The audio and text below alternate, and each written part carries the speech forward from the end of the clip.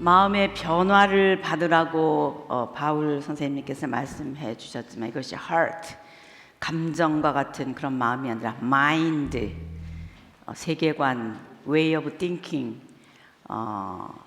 이런 뜻입니다. 우리가 이렇게 믿음이 생긴다, 믿음이 더하여진다라고 하는 게 나는 그냥 가만히 있는데 하나님 믿음 덩어리를 떨어뜨려 주셔가지고 하나님에 대한 그 믿음을 갖는 그런 시스템으로 우리를 설정하지 않으셨습니다. 그러니까 우리는 하나님 형상이기 때문에 우리 안에 지성도 있고 우리 안에 지혜도 있고 우리 안에 감정도 있고 우리 안에 옳은 것이냐 아닌 것이냐라고 하는 그 이제 크라이테리아, 표본, 기준, 줄 이런 표현도 쓸 수 있는데 그런 기능도 우리에게 있는 거죠. 인간이 가지고 있는 이런 기능이 하나님께서 가지고 계신 그 속성, 하나님의 형상을 그대로 받았기 때문에 우리도 그런 것을 가지고 있는데요. 마음을 새롭게 한다라고 하는 게 내가 결심하는 거 이런 거라기보다는 자기 지정의를 다 총동원해서 사색하기도 하고 생각하기도 하고 자기가 노력하는 거예요. 좀 어려운 얘기긴 한데 바울 선생님도 본인은 2차 선교 여행 때 에베소를 가고 싶어 했거든요. 아시아 스테이트, 소아시아, 거기에 제일 큰 도시인 에베소를 가고 싶어 했는데 자기가 결정했단 말이죠. 다. 자, 이번은 1차 때는 갈라디아 교회 쪽을 개척했으니까 이번에는 그 옆에 있는 아시아의 에베소를 공략해야 되겠구나 이렇게 생각했어요. 이걸 제가 지금 그랬잖아요. 생각했다고. 아무 생각도 없는데 그냥 가만히 있는데 어느 날 하나님께서 빙 하나님 말씀이 임해가지고 내가 이번에는 아시아로 가서 복음을 전해야지 이렇게 한 게 아닌 거예요. 우리의 경험, 지금까지 자기가 가지고 있었던 아이디어, 자기가 계산해보고 지금까지 알았던 사람들, 또 이런 자기의 건강 상태 이런 거 다 생각하고 해서 결정하는 거거든요. 그걸 하는 과정 속에 하나님과 함께 하면서 기도하면서 하나님께 의논하기도 하고 하나님께 생각을 묻기도 하고 그러면서 같이 그걸 이제 연합이라는 말을 쓰기도 해요.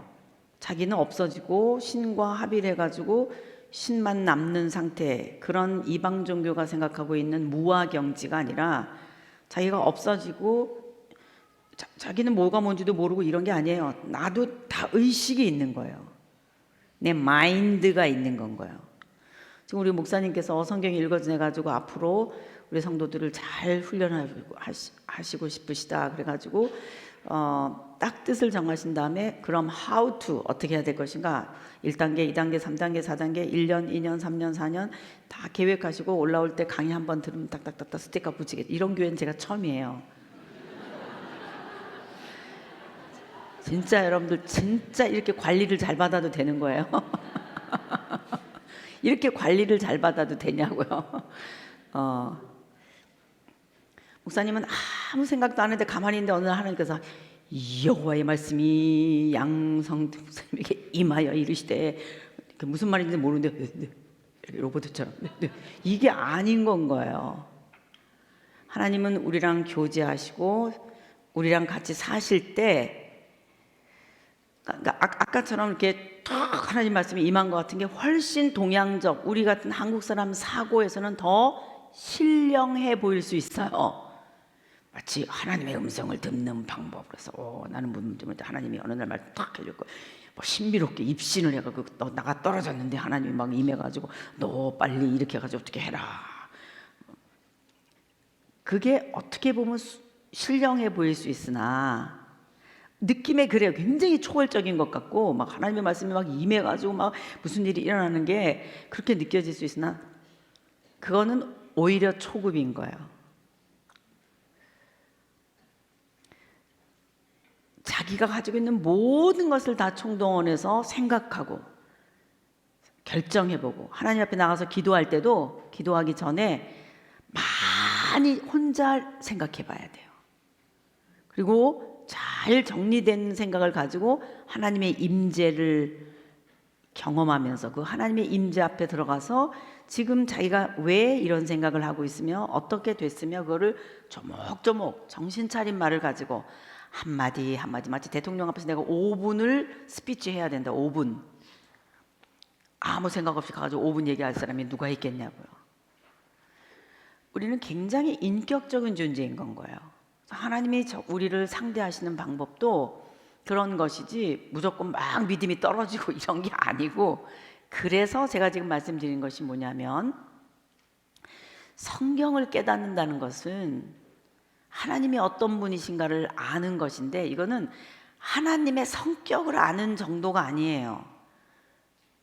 그런 하나님은 무엇을 해오셨고 어떻게 하시기를 원하셨고, 그리고 지금 살아있는 나를 통해서 내 공동체를 통해서 어떻게 하시기를 원하는지를 읽어낼 수 있을 만큼 하나님이 내가 자발적으로 자율적으로 그런 것들을 깨달아 알 수 있을 만큼 그렇게 하나님과 성숙한 대화를 하기를 원하시는 거예요. 제가 이제 나중에 사사기 이 부분 가서 혹시 뭐 시간 돼서 말씀드릴 수 있을지는 모르겠지만 이제 제가 창세기 앞에서부터 주제를 창조, 선악과 이렇게 하면서 요한계시록까지 내려가기 위한 엔진이 장착돼야 된다. 그냥 글자만 안다고 해서 읽어지는 게 성경이 아니다. 그러면서 고전 물리학부터 시작해가지고 아인슈타인, 뉴턴의 만유 인력 법칙, 아인슈타인, 갈릴레오 갈릴레이, 이 사람들 고전 물리학자들이에요. 그런 200년 이상 전에 있었던 우주를 연구한 이런 분들은 중력만 찾아낸 거예요. 왜 서로 부딪히지 않고 떠 있냐? 수우금, 우리가 알고 있는 태양계만 하더라도 수우금, 지화, 목도, 천해명 이렇게 있는데 왜 그게 그렇게 공중에 떠 있어?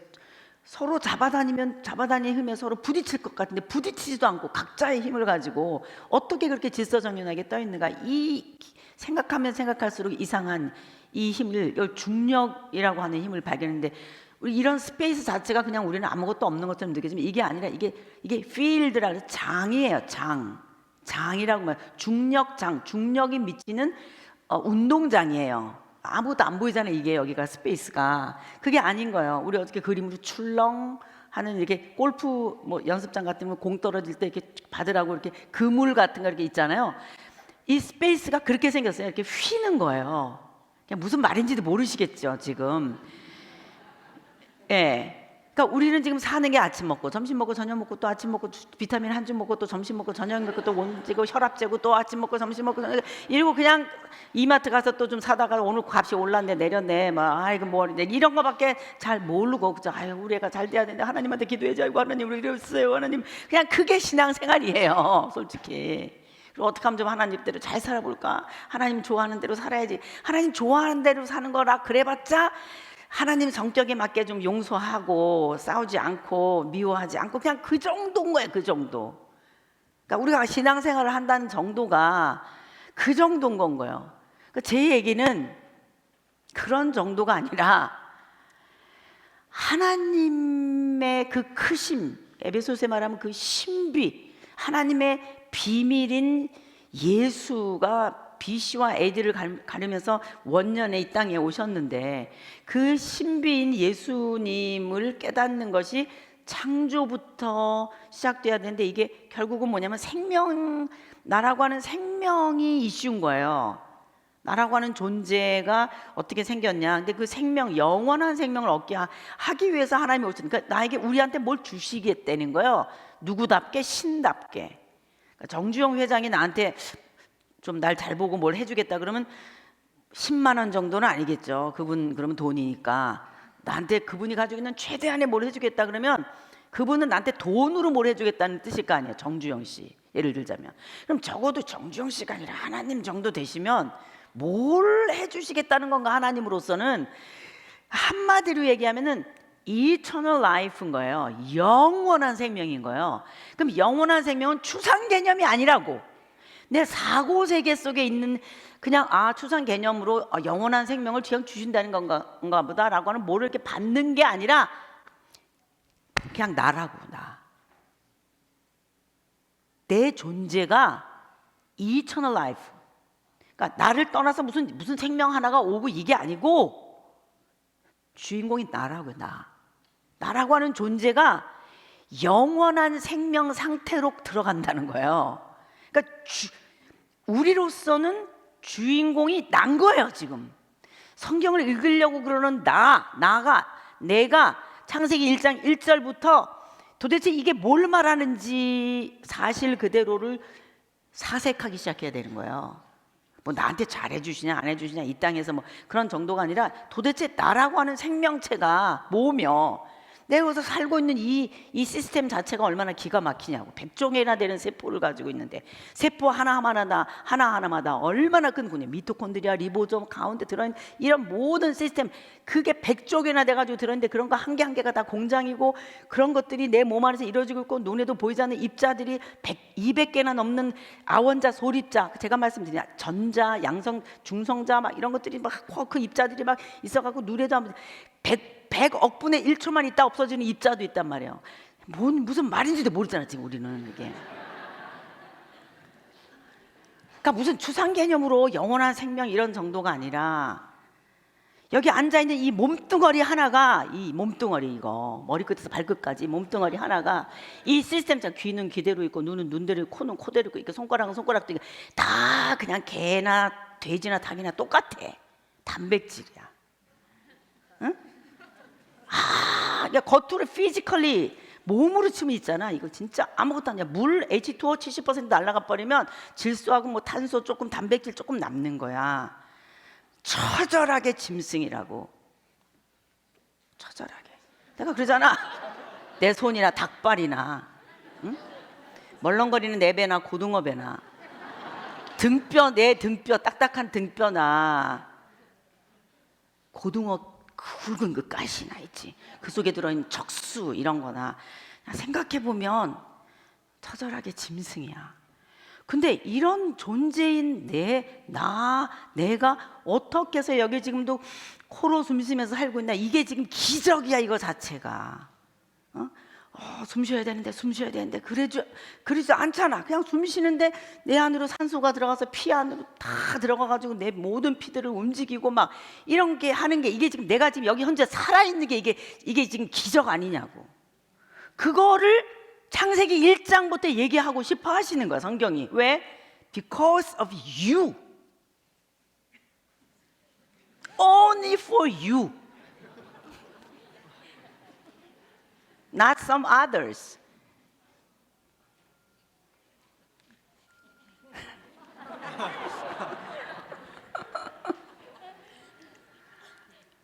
그때 어떤 아이가 나한테 물어보더라고. 나는 영원히 사는 게 싫어요. 그래서 왜? 어떻게 끝없이 계속 사니? 나는 그렇게 살고 싶지 않대. 초등학교 6학년짜리였는데 그러더라고.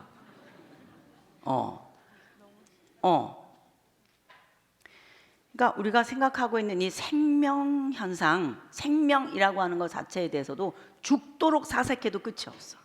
생명 한 덩어리가 여기 산다는 것 자체가 피지컬리 과학적으로만 얘기하려고 해도 끝이 없는데 도대체 이 몸뚱아리, 이 생명을 지금도 숨쉬게 하시고 이곳에 있게 하기 위해서 이 어마어마한 우주가, 대우주가 뭐 그것이 고전 물리학이나 아인슈타인의 상대성 이론이 특수 상대성 이론이든지 할 것 없이 그 과학자들이 이제 겨우 이만큼 바다에 오래할 만한 거 찾아가지고 찌깍찌깍 얘기하고 있는 거, 그거에 억만 배 이상의 뭔가가 이 우주 가운데 있기 때문에 생명체 나 하나, 생명 한 덩어리가 여기 존재하고 있다고.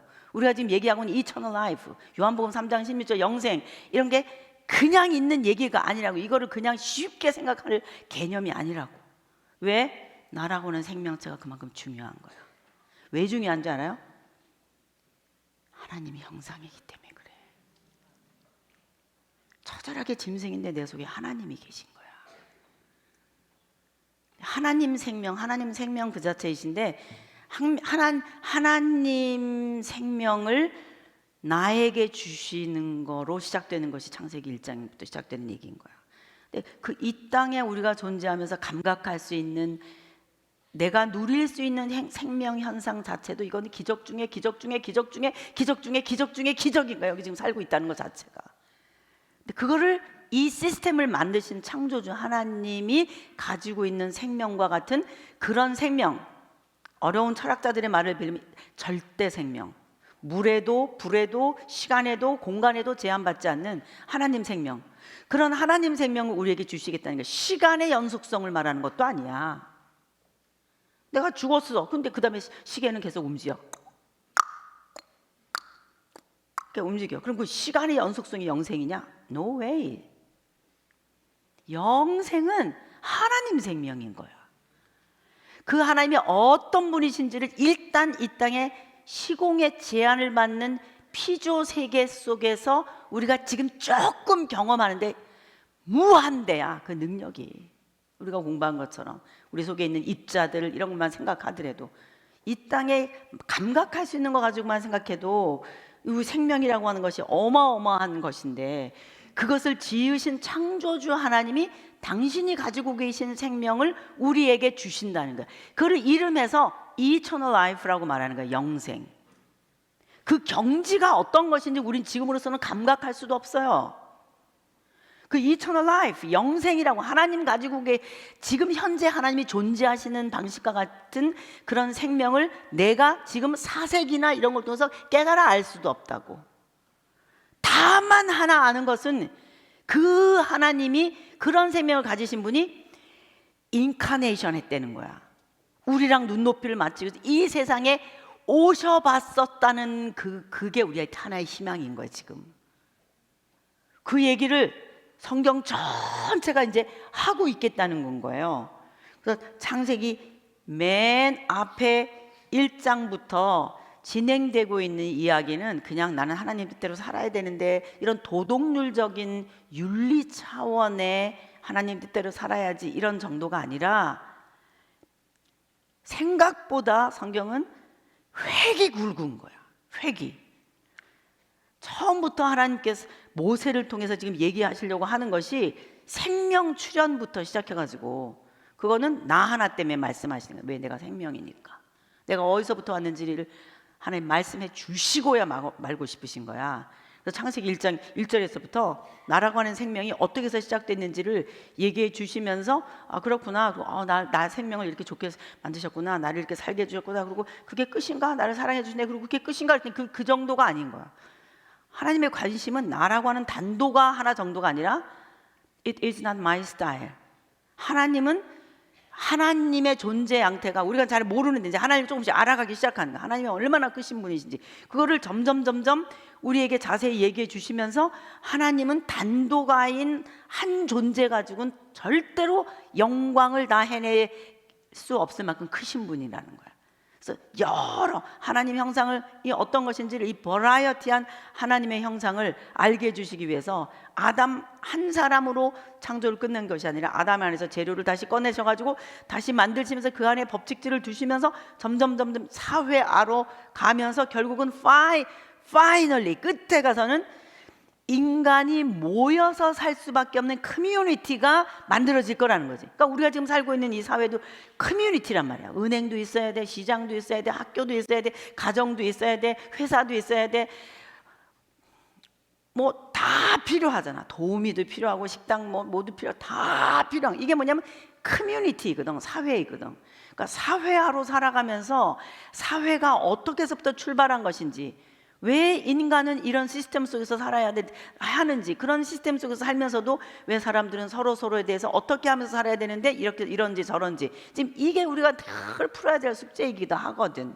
그래서 어떤 사람은 경제를 공부하기도 하고, 어떤 사람은 정치를 공부하기도 하고, 어떤 사람은 뭐 과학을 공부하기도 하고, 그 하나님이 내신 삶을 어떻게 하나님이 원하는 방법대로 영위해 나가야 하는지에 대한 이 큰 프로젝트, 이 안에서도 이거를 하나님이 뭘 원하는지를 생각할 수 있을 정도의 사람, 나 하나님 뜻대로 살았나 안 했나, 거짓말했나 안 했나, 나 뭐 나쁜 짓 했나 안 했나, 이거가 아니야. 이거가 그건 너무너무 소극적인 거예요. 하나님의 경륜을 알아야 돼. 하나님은 무엇을 원해서 이 세상의 역사를 흘러가게 하시는 것이며 그걸 왜 바이블이라는 걸 통해서 기록하려고 하셨는가를 처음부터 그 하나님의 경륜을 알아가기 시작하는 게 바이블, 성경을 읽는 태도여야 된다는 거지. 그러다 보니까 앞에 창조라고 하는 내용을 우리가 공부하면서도 그래 맞아, 일단 피지컬리 우리는 몸이 필요해. 사이언스, 자연과학자 하나님, 그리고 자연과학 모든 법칙을 통해서 하나님이 결국은 사람 하나를 만들어내시려고 그렇게 애를 쓰셨구나. 그래서 so what? 사람 하나 만들어가지고 so what? 그 다음에는 어떻게 하겠다는, 하나가 끝이 아니라는 거지. 그래서 이 하나님의 경륜 점점 그러니까 하나님이 무엇을 원하는지, 하나님과 같은 리더십, 하나님과 같은 마인드를 가지고 공동체 안에서도 그거를 이끌어 나가려고 하는 사람이 있다면, 뭐 돈, 뭐 이런 거가 중요한 게 아니라 그게 중요하다라고 생각하는 사람이 있으면 그 사람은 하나님 마인드를 가지고 가기 때문에 그 사람은 리더예요. 그렇게 되게 돼 있어. 그래서 성경을 맨 앞에서부터도 나라고 하는 한 사람에게 초점을 맞추는 거고, 하나님은 뭘 원하시는가 지금. 그래서 봤더니 하나님이 바라시는 건 Kingdom of God, 하나님이 통치하시는 공동체인 거예요. 근데 하나님이 눈에 보여가지고 하나님이 다스리시고 이런 게 아니라 하나님이 통치하시는 것과 똑같이 각 개인 속에서 하나님이 일을 하시는데 유나이티드 되는 거예요. 이 사람도 하나님의 통치가 있고 이 사람도 하나님의 통치가 있는데, 이 사람은 또 독특한 하나님의 기프트를 주셔가지고 이 사람은 또 음악을 잘하고 이 사람은 또 그림을, 이 사람은 또 오래 참는 스킬이 있고 이 사람은 또 관용하는 게 있고, 이 사람은 이렇게 뭐 누구나 다 있어야 할 덕성이나 특별히 하나님의 그 가지고 계신 것들을 표현할 수 있는 영광, 이게 하나님에게서 온 가치들을 가지고 있으면서 그것이 유나이티드 돼서 커뮤니티가 형성이 되면서 하나님이 꼭 통치하시는 것과 같은 그런 사회를 잃어버린, 지금도 빵의 공동분배가 이슈잖아요. 전 세계가. 우리나라에 뭐 태극기 휘날리며 뭐 영화 이슈 뭐 지금까지도 여전한 거잖아요. 요즘은 한 집안에서 더 어렵잖아요. 조국 사태 이후로 더더욱 지금 완전히 우리나라가 6.25 전쟁과 다를 바 없는 내적인 이념 전쟁의 상태로 들어와 있단 말이죠. 이게 다 뭐냐면 빵 문제 말고 빵의 분배 문제인 거거든요. 인간의 영원한 이슈예요. 빵을 어떻게 나누느냐라고 하는 부의 공동 분배 문제는, 그러니까 이게 제일 키워드로 들어있는 개념이 뭐냐면은 이상국가 이론인 거예요. 그럼 이상국가 이론, 전 세계가 다 유명한 대통령이든 왕이든 황제이든 뭐 개체별화 같은 남미의 이런 개혁한 이런 사람들이라든지 이런 사람들이 다 원하는 것이 뭐냐면 모든 사람들이 다 골고루 잘 살 수 있는 사회는 과연 가능한 것이냐. 사회주의라는 용어도 나오고 우리가 알고 있는 대로 공산주의 뭐 이런 용어가 나오는 게 결국은 다 그 문제인 거거든요. 그러니까 과연 그런 상황 속에서 누가 진정한 구원자일 것이냐, 이게 전 세계가 기다리고 있는 the savior, 구원자인 거예요. 그러니까 우리가 성경에서 생각하고 있는 구원자, 메시아, 이런 개념이 내 영혼을 구원하시는 예수님, 이런 개념도 있지만 이 땅에서 전인적인 총체적인 구원의 개념을 성경에서는 어떻게 다루고 있는가, 이런 것들도 볼 수 있는 안목이 있어야 돼요. 왜? 성경이 앞에서부터 그 얘기를 하고 있어요. 성경 관심은 커뮤니티예요. 처음부터 국가를 향해 흘러가고 있어.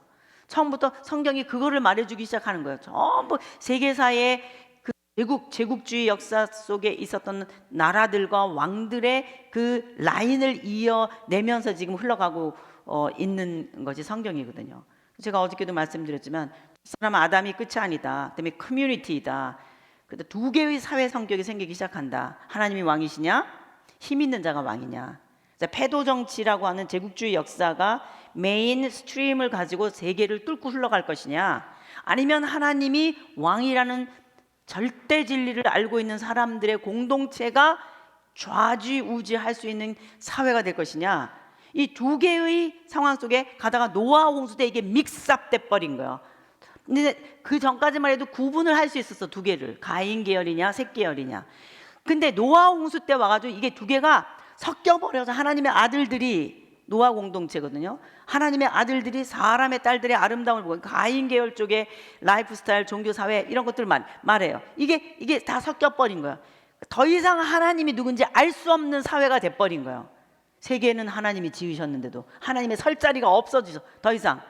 그러니까 심판의 전형은 뭐냐면, 심판은 뭐냐면 내가 왕이다, 내가 하나님이야, 내가 창조주야, 내가 주인이야, 내가 주제자야, 내가 주권자야, 당신의 권리를 주장하시는 거예요. 그런 날이 온 거예요. 그날이 오면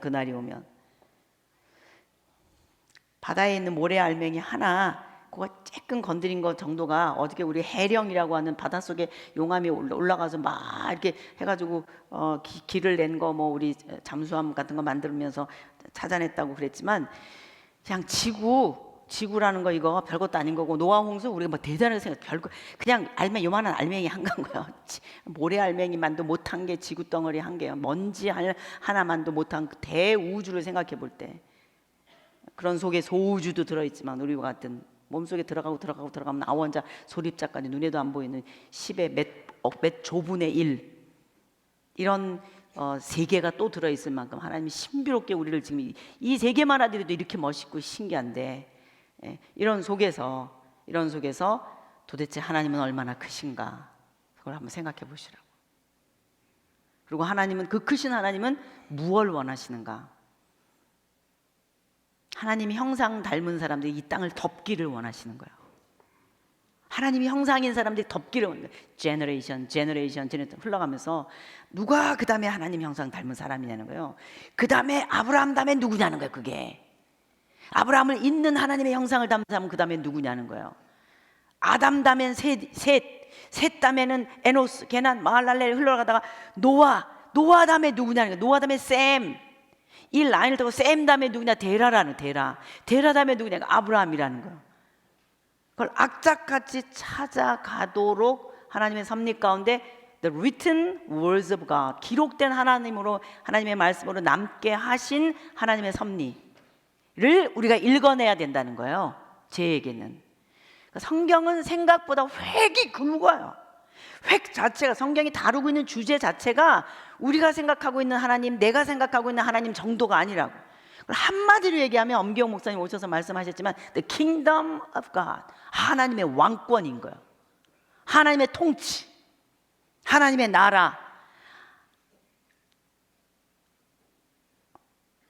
하나님의 나라를 볼 수 있어야 돼요. 그래서 하나님의 나라는 죽은 다음에 가는 천국, 천당 정도의 공간 개념이 아니라 이미 이 땅에 하나님의 임재가, 하나님의 통치가, 하나님의 다스리심이 나타났고, 그것이 세계사 속에서 이스라엘이라고 하는 유형 국가로 하나님께서는 한 단위를 가지고 시작을 해 오셨고, 그 단위 안에 하나님의 어떤 분인지를 드러내시기를 원하셨고, 그것이 오늘날까지 흘러내려왔고, 그것이 교회 공동체인 건 거예요. 어마어마한 공동체인 거예요. 지금 이 공동체가 지금 그게 보여야 돼요, 여러분 속에. 저는 그걸 생각하면 감격스러워요. 이 예배 공동체라고 하는, 그러니까 한 사람 한 사람은 우리가 부족하지만 이 예배 공동체라고 하는 것은 이것 자체가 하나님의 나라이기 때문에 어마어마한 거예요. 신약의 끝은 하나님의 나라예요. 교회예요. 교회. 요한계시록 교회예요. 주제가 교회예요. 교회 사자들이고요. 그 이유가 뭐냐? 맨 앞에서부터 있는 거예요. Kingdom of God, 하나님의 나라, 하나님의 통치 때문인 거예요.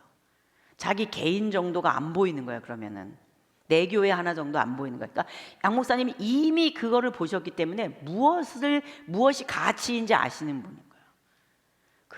그걸 기뻐하는 여러분들도 대단하신 건 거예요. 나 하나 정도가 아니라, 내 교회 하나 정도가 아니라, 그런 거를 보는 거. 우리가 지금 그 라인을 타고 가고 있는 중인 건 거예요. 그래서 성경을 읽는다라고 했을 때는 그냥 하나님 뜻대로 살아야지, 착하게 살아야지, 그거 가지고는 어림도 없는 거예요. 몇 개 못 찾아요. 줄 몇 개 못 그어요. 나에게 의뢰되는 말씀 몇 개 못 그어요. 왜 그런가요? 제가 지금 드린 말씀 때문에. 그러니까 내가 생각하고 있는 성경이 있고요, 하나님이 생각하는 성경이 있는 거예요. 그래서 저는 여러분에게 하나님이 생각하시는 성경이 무엇인지, 이것을 기록하게 한 인간 저자를 통해서 하나님께서 말씀하시려고 하는 것이 무엇인지를 제가 여러분에게 쉽진 않지만 전하려고 노력하고 있는 중인 건 거예요. 이걸 비블리칼 티올로지, 성경신학이다라고 말하는 거예요. 어려운 용어예요. 이것도 성경신학, 성경의 진정한 저자가 하나님이시라면 창세기에서부터 요한계시록까지 일맥상통하는 주제가 있어야 되지 않겠는가. 꼭 한 사람이 쓴 것 같은. 인간 저자가 여러 사람이 썼는데 40명의 저자가 썼는데 꼭 한 사람이 쓴 것 같이 창세기에서부터 요한계시록까지가 쫙 퍼즐처럼 탁 맞아 떨어져요. 하나님의 말씀 맞구나 그러지 않겠냐 이거죠. 지금 우리가 피곤한데도 어려운 작업을 지금 해내고 있구나 이런 생각을 하시고, 결국은 이 성경을 읽는 안목이 우리에게 생기면 이제 읽어 내려가야 되거든요. 읽어 내려가야 돼. 그래서 창세기 앞부분이 쉽지가 않아서 여기가 생장점 포인트가 참 많다, 생각하고 사색해야 되는 부분이 많이 있다. 그래서 여러분들에게 좀 그런 얘기를 많이 했어요. 그리고 너무나 우리가 성경을 성경으로 안 믿어요. 제가 이제 영국 같은 데도 많이 가서 어린이 프로그램도 해주고 그러는데, 거기 목사님이 우리 창세기 앞부분 이런 것들을 어린이 프로그램 만들어가지고 가르쳐주고 아이들 프로그램 해주고 그랬더니 그 목사님이 하시는 말씀이 이런 거예요. 근데 다 좋은데 너무 비블리컬하다는 거예요. 너무 성경적이라는 거예요. 그러니까 비꼬면서 하는 말이니까 너무 비블리컬하다. 예를 들면 흙으로 사람을 만들었다 이런 말은 좀 안 하면 좋겠다는 거예요. 여러분 제가 이렇게 말하는 게 이상하지 않으세요? 무슨 말인지 모르시겠어요? 영국 목사님이 흙으로 사람을 만들었다, 하나님께서 흙으로 사람을 만드셨다, 이렇게 성경에 써 있는 대로 말하는 거를 하지 말라는 거예요. 저한테 그건 너무 유치한, 호랭이 담배 피던 시절에 너무 비블리컬하다는 거예요. 요즘 무슨 시대인데 그런 걸 하냐는 거죠. 그런 도전을 받고 있는 시대예요. 우리가 다 이해 못해도, 과학적으로 다 설명 못해도 성경은 하나님의 말씀인 줄로 믿습니다. 우리가 다 이해 못해도 지금 모르는 건 모르는 거예요. 성경이 가는 데까지 가고 멈추는 곳에서 멈추는 거예요. 우리가 성경을 버리지 마십시다. 성경 그대로 받아들입시다. 모르는 거는 모른다고 말합시다. 내 마음대로 해석하지 맙시다. 그게 우리 한국교회가 영국교회처럼 되지 않고 계속 갈 수 있느냐 아니냐, 지금 그 갈림길이라고 저는 생각해요. 성경관이라고 저는 생각합니다. 성경관. 성경대로 믿읍시다. 아자? 아자가 뭔지 모르시죠 아직? 자,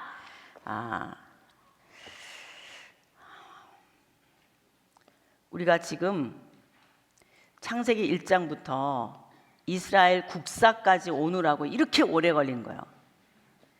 인류 일반 역사에서, 즉 세계사에서 이스라엘 국사로 전환된다라고 하는 이 터닝 포인트, 이 부분 때문에 제가 지금까지 말씀드렸고, 그 안에 창조라든지 빅뱅, 진화 또는 뭐 노아 홍수 이런 게 전부 성경은 거짓말같이 느껴지니까 여러분들이 그것부터가 생명이라고 하는, 나라고 하는 존재의 100% 성경이 말해주고자 하는 정보라는 사실을 우리가 가져야 되는데 그 믿음이 없는 거예요. 우리들에게.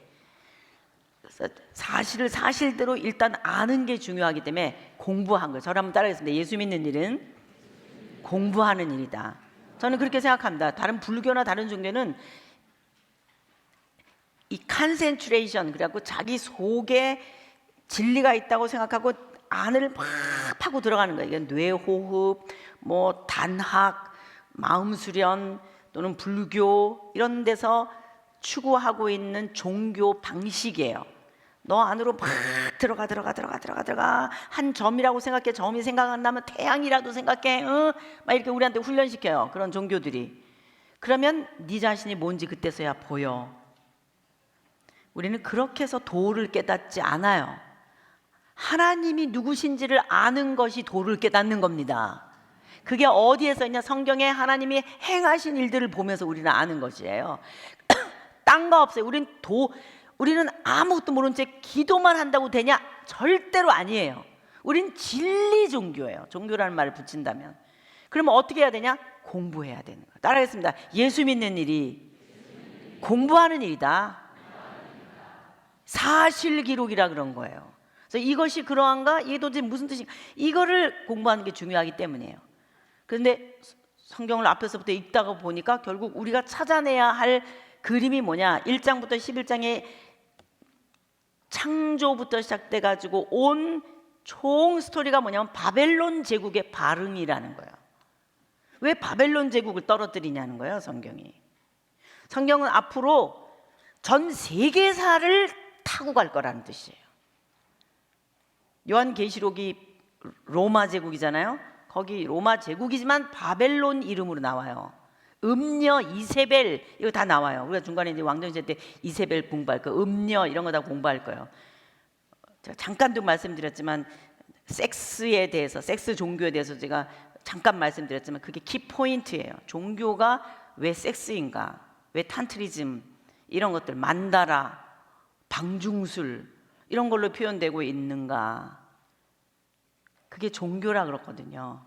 그런 것들 속에 왜 우리는 진리인가 이런 걸 알기 위해서는 전 세계 제국주의 역사가 만들어낸 그들의 종교, 그들의 사상, 그들의 철학이 무엇인지를 우리가 알아야 되는데, 그래서 이렇게 사탄의 4가지 거짓말 우리가 어떻게 살짝 공부를 했지만 앞으로 그런 세계관이 그 제국주의 역사를 타고 흘러가고 있는 큰 거대한 제국 안에 정신 지주가 되면서 가고 있는 거예요.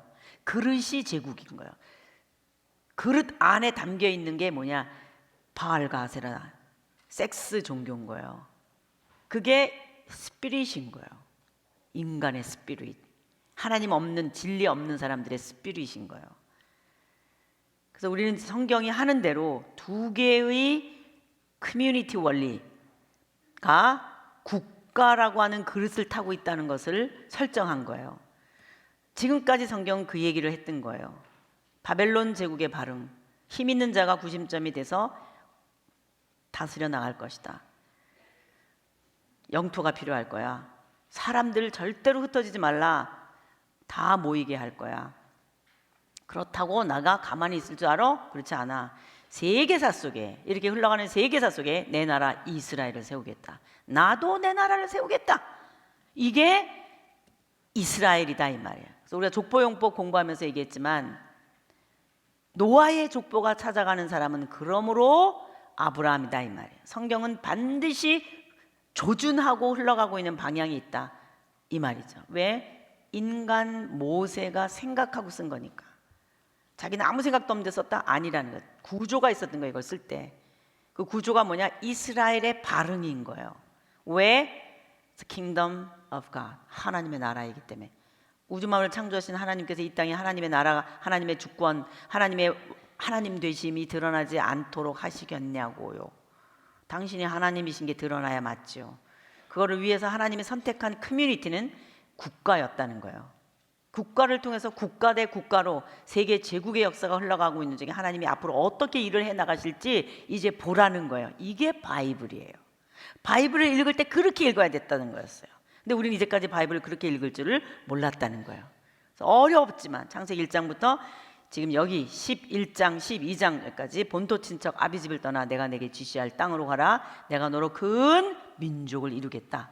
그러면서 시작되는 이스라엘이라는 나라와 전 세계사의 이 대조를 우리가 보면 된다 이런 말입니다. 자, 이제 화면을 한번 보겠습니다. 자, 여기까지 잘 정리되셨습니까? 네. 어려울 수도 있어요. 우리 친구들은 어려울 수도 있는데 그래도 자꾸 좀 사색을 해야 돼. 맨날 검색만 하잖아, 니네는.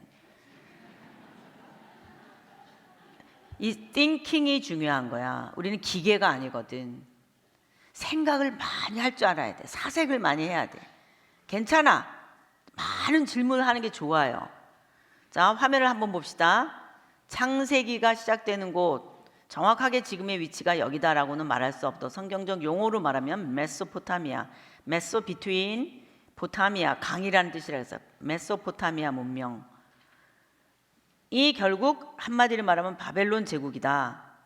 이렇게 성경이, 그래서 바벨탑 사건이 어떤 뜻이며 그것이 우리에게 주는 의미가 무엇인지 이제 이런 것들을 우리가 쭉 봤고, 그 바벨탑 사건의 주인공, 힘 있는 자 니므롯, 니무롯이라고 하는 사람들 우리가 배웠고, 세계사 속에서 니무롯이라고 하는 왕들은 굉장히 앞으로도 왕의 어떤 대표, 고대 왕의 대표 이름이다, 이렇게 제가 말씀을 드렸어요. 아주 정확한 표현입니다. 니무롯이라고 하는 이름을 찾아냈다는 것은 굉장히 고고학적으로나 인류학적으로나 언어학적으로 정확한 주인공을 찾아낸 거 맞아요.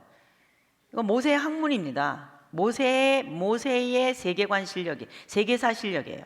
모세의 세계관 실력이에요. 그 당시 공부요 엄청났습니다. 아브라함 시대, 청동기 시대만 하더라도 굉장했거든요. 학문의 경지가 대단했어요.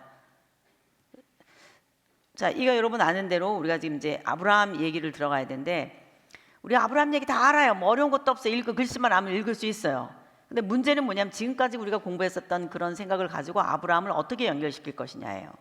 절대로 허연수염난 할아버지가 양치면서 그냥 하나님 말씀 순종 잘한 할아버지, 그렇게 하면 안 된다는 거예요.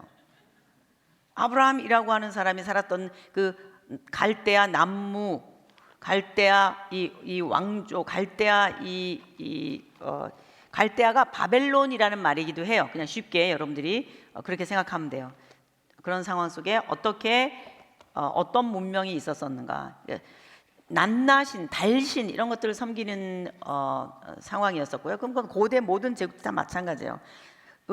양이라고 하는 개념으로, 음은 여자이고 땅이고 지신이고 한 데에 비해서 양은 태양이고 남자고 볼록이고 그래요. 그래서 나중에 이제 내일쯤 가서 우리가 그 공부하겠지만, 이게 양이에요. 이게 플러스, 이게 마이너스. 이거를 태양으로, 이거는 달로, 그래서 음력, 양력 이런 말을 쓰기도 하지만, 양 그랬을 때는 남자를 상징하고, 그러면 이제 여자를 상징하거든요. 모든 고대의 문명은 다 양이에요. 그래서 그 뿌리가 어떤 것인지 이제 이런 것들은 나중에 우리가 공부하겠지만, 어쨌든 이 아브라함 시대만 하더라도 지글랏이라고 불리우는 이것도 다 이게 신전이에요. 신전. 남아 있는 건 신전밖에 없어요. 그러니까 모든 인간의 문명은 그냥 신이라고 보면 돼요. 지금 대형 박물관 안에 들어가 보면 다 신이에요. 그냥 다 신. 그래서 이 아브라함 시대를 여러분들이 이제 우리가 지금 아브라함을 공부하려고 하는데, 아브라함 시대를 그냥 그렇게 하면 안 되고, 제가 지금 뭐든지 다 이거는 사실로 봐야 된다, 이거는 이런 것이다, 이렇게 말씀을 쭉 지금까지 과학만 하더라도 제가 될 수 있으면 그렇게 설명을 하려고 노력했었던 거죠. 왜냐하면 성경이 사실 기록이기 때문에, 성경이 그렇기 때문에 말씀을 드리는 거거든요. 그러니까 이제 창세기 12장에서 이스라엘이라고 하는 역사를 시작할 때, 일단 그 당시의 배경을 그냥 추상 개념으로 생각하지 말고 굉장히 문명이 발달한 시대이구나라고 좀 생각하면 좋겠고요. 지금 보시는 이게요, 오늘로 말하면 노트예요. 볼록한 데는 선생님이 쓰고, 뒤에 이렇게 빵처럼 생겼어요. 한 요렇게 해서 생겼는데, 요렇게 볼록하기도 하고 뒤에는 납작하기도 한. 그래서 이렇게 볼록한 쪽에 선생님이 써놓으면 뒤쪽에 납작한데 학생이 쓰도록 되어 있어요. 네, 이렇게. 그래서 당시에 전쟁이 일어나면 가서 노획물을 거두고 그러면은, 그리고 또 조공을 바쳐라, 그리고 조공 바치는 장면, 무화과 몇 송이, 그다음에 치즈 얼만큼, 그다음에 또 낙타 몇 마리, 이런 그런 리스트 같은 것도 다 이런 데 써 있어요. 그래서 그 박물관 같은 데 가보면은 고대 전쟁, 청동기 시대 때 전쟁 속에서 나타난 이런 그림들이나 이런 자료들이 굉장해요. 그래서 이렇게 생각하시라는 거예요. 아브라함은 굉장히 고도로 발달한 문명 속에서 사는 사람이다, 이렇게 생각을 하시라는 거예요. 아브라함 게임을 했다. 예스. 아브라함 시대 때 가장 널리 사용되던 놀이기구예요. 게임하고 싶지, 이거 가지고. 첼시 비슷하잖아. 정말 정교하게 잘 만들어져 있어요. 가서 보면 이렇게 딱 그 함이 있는데 얼마나 잘 자개함처럼 생겼어요. 우리가 생각하고 있는 아브라함, 이제 아브라함은 어떤 사람일까? 이미 함무라비 법전이라고 하는 것이 그 상황 속에 있었고, 한 나라의 민법, 형법, 상법 이런 것들이 다 편만하게 이루어져 있는 그런 시대이고, 그리고 백성들이 서로 어떻게 살아가는지, 비즈니스는 어떻게 하는지, 씰, 도장, 지금으로 말하면 사인하는 거, 인감 도장 찍는 거, 이런 것들이 얼마나 많이 발달되어 있는지 몰라요. 자, 이 정도 패션 돼서 이거 씰이에요. 도장 이런 그릇들, 조공 바치는 이런 그림들. 자, 그 당시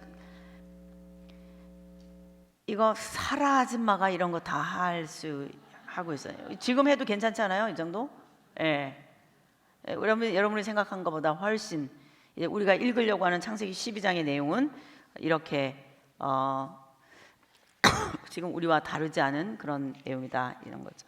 자, 그래서 우선 이거를 배경에 놓고, 아브라함 그러면 벌써 이렇게 굉장한 문명을 갖고 있었던 때구나, 이렇게 생각을 하시고, 이런 상황 가운데서 하나님께서 너 본토 친척 아비집을 떠나 내가 내게 지시할 땅으로 가라, 이렇게 했다는 거예요. 그러니까 이게 지금 제가 지금까지 말씀드린 이런 노아 이후에 데라를 거쳐서 데라 족보가 지금 남아있고, 데라 족보에서 아브라함 족보로 넘어오게 될 정도의 문헌을 모세가 가지고 있고, 그것을 기록으로 남기면서 이것은 팩트이다, 이거는 실제로 있었던 일이야 라고 하는 걸 악착같이 문헌 정리를 하고 있다고 생각해야 돼요. 성경을 따라하겠습니다. 문헌 정리 라고 생각을 하시라는 거예요. 성경이 막 되먹은 책이 아니라는 거예요. 응? 그냥 막 되먹은 책이 아닌 거예요. 문헌 정리를 한 거예요.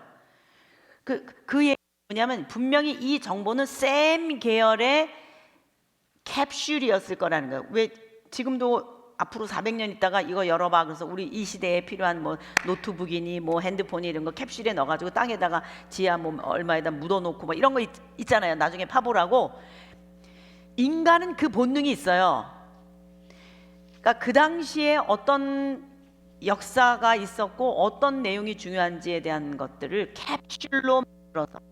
캡슐로 만들어서 계승해 나아가는 문헌적, 역사적, 학문적 태도를 인간은 다 가지고 있었어요. 엄청납니다. 고대 문명도.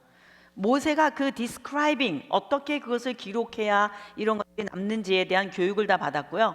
나름대로 자기로서는 자기 종족의 뿌리를 창조주 하나님에게 갖다 대면서 이것이 어떤 라인을 타고 흘러왔는지를 최대한의 자료를 다 동원해서 기록해 놓은 것이 1장부터 11장이었던 거예요. 근데 그 자기 조상이 어디서 살았냐? 바로 이 갈대아 우르에서 살았다는 거예요.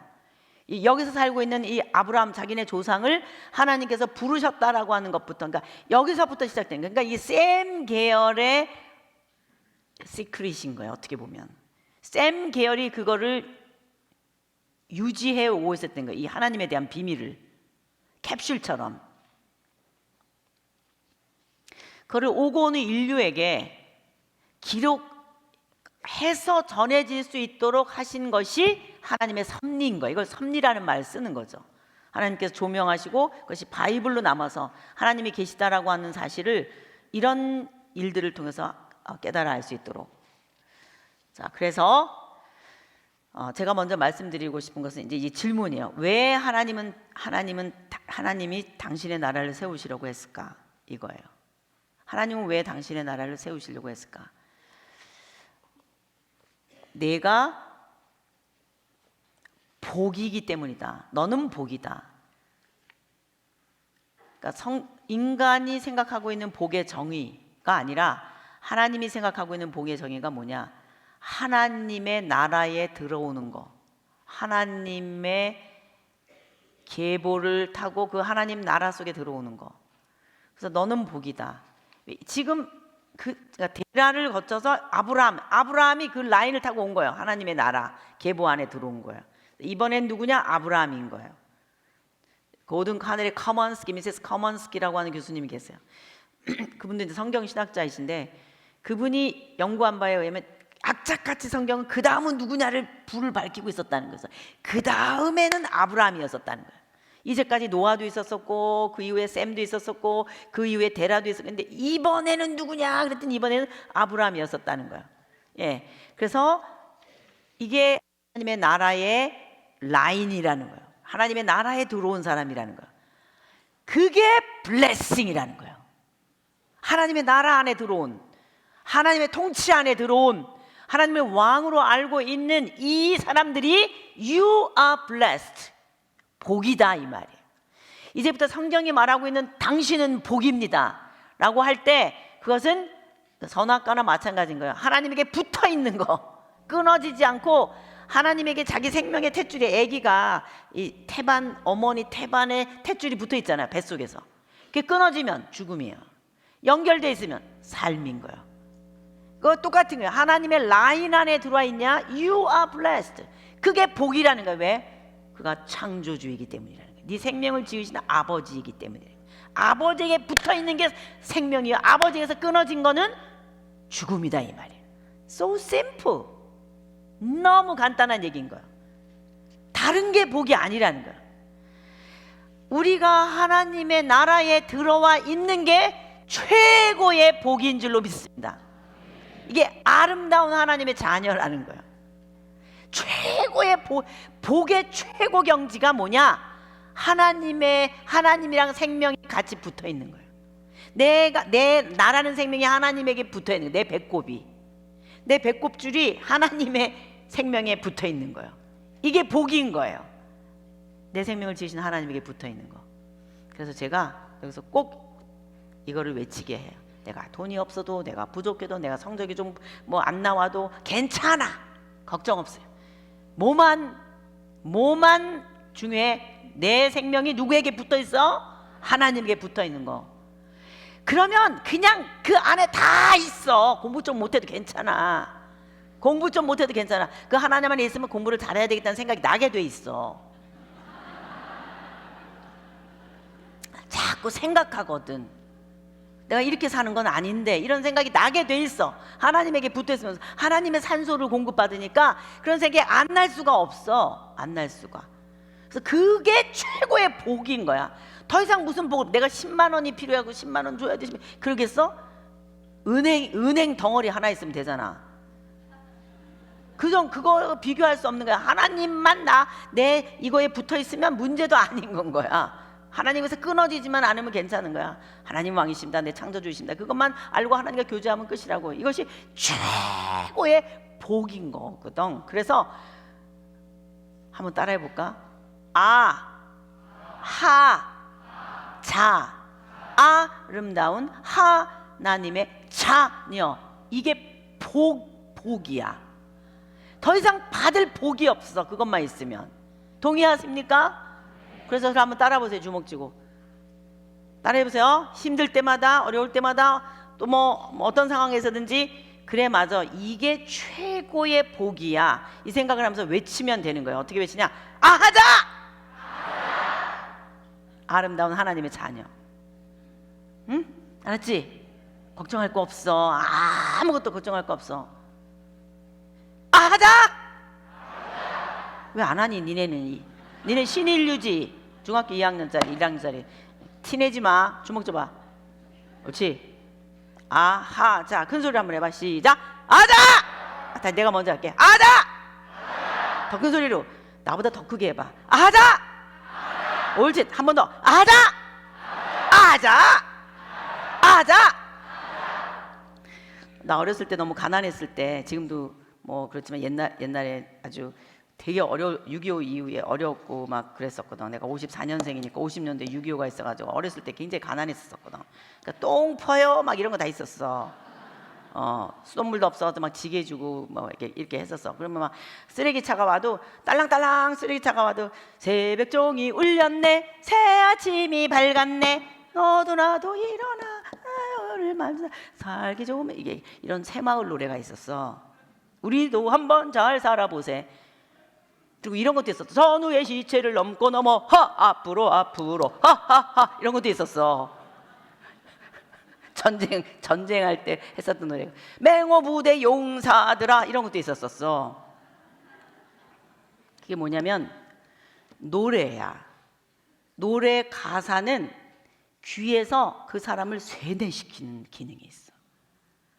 좋은 기능으로서는 시편 같은 거, 시편의 노래가, 또는 미리암이 속옷치면서 홍해를 건너고 나서 하나님이 노래를 불러라. 그래서 노래를 부르잖아요. 그게 다 뭐냐면 일어난 사건을 후대에도 계속해서 간직하게 하기 위해서 계속 노래로 부르면 귀에 남아 있는 거야.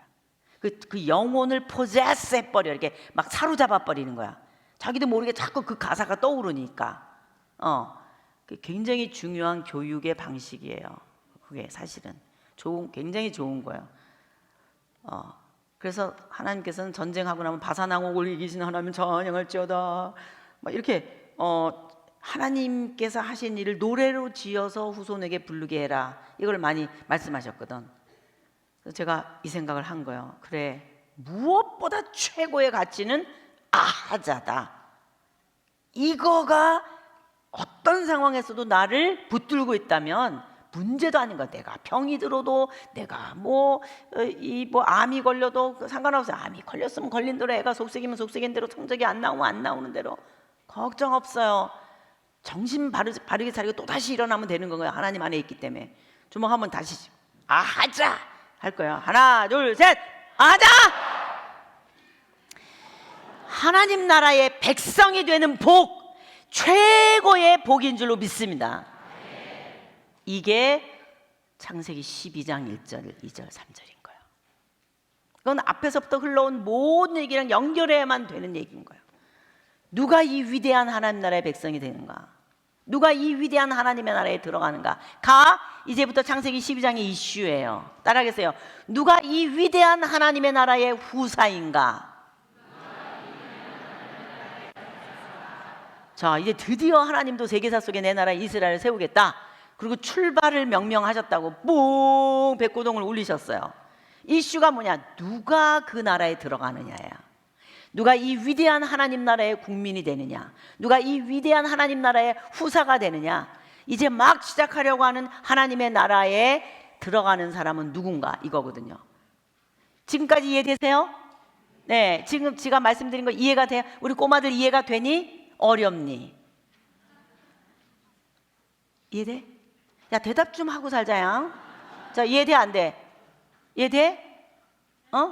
이해되지? 오케이. 그럼 질문. 지금 어떻게 하면 너 구원받는다고 교회에서 배웠어? 얘기 좀 한번 해봐봐. 어떻게 하면 구원받는다? 강연아, 강연이 왔어? 어떻게 하면 구원받아?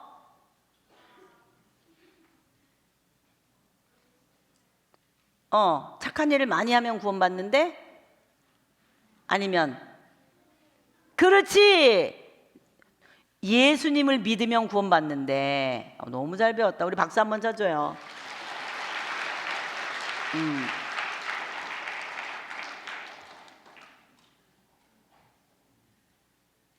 그럼 예수님이 오기 전에 이렇게 아브라함이 있었던 이럴 때는 예수님이 안 계신데 어떻게 해?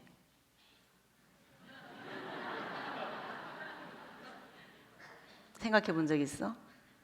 예수님 오신 때 구원받는 사람은 구원받는 방법이 예수님을 믿음으로 구원을 받고, 이렇게 예수님이 아직도 오지 않은 아브라함 같은 시대 때 사람들은 어떤 방법으로 그런 구원을 받지? 이런 생각 해본 적 없어? 우리 어저께 Q&A 이렇게 여러 가지 과학적인 거 질문하라 해서 이만큼 받았는데, 노희성 선생님이 그 선생님이 가지고 있는 노트북에다 그거를 좀 써놓고 그거를 보면서 좀 설명을 하려고 노트북을 딴 거를 쓰려고 그랬는데 그게 뭐가 맞지 않아가지고 시간만 가고 대답을 못 해줬어요.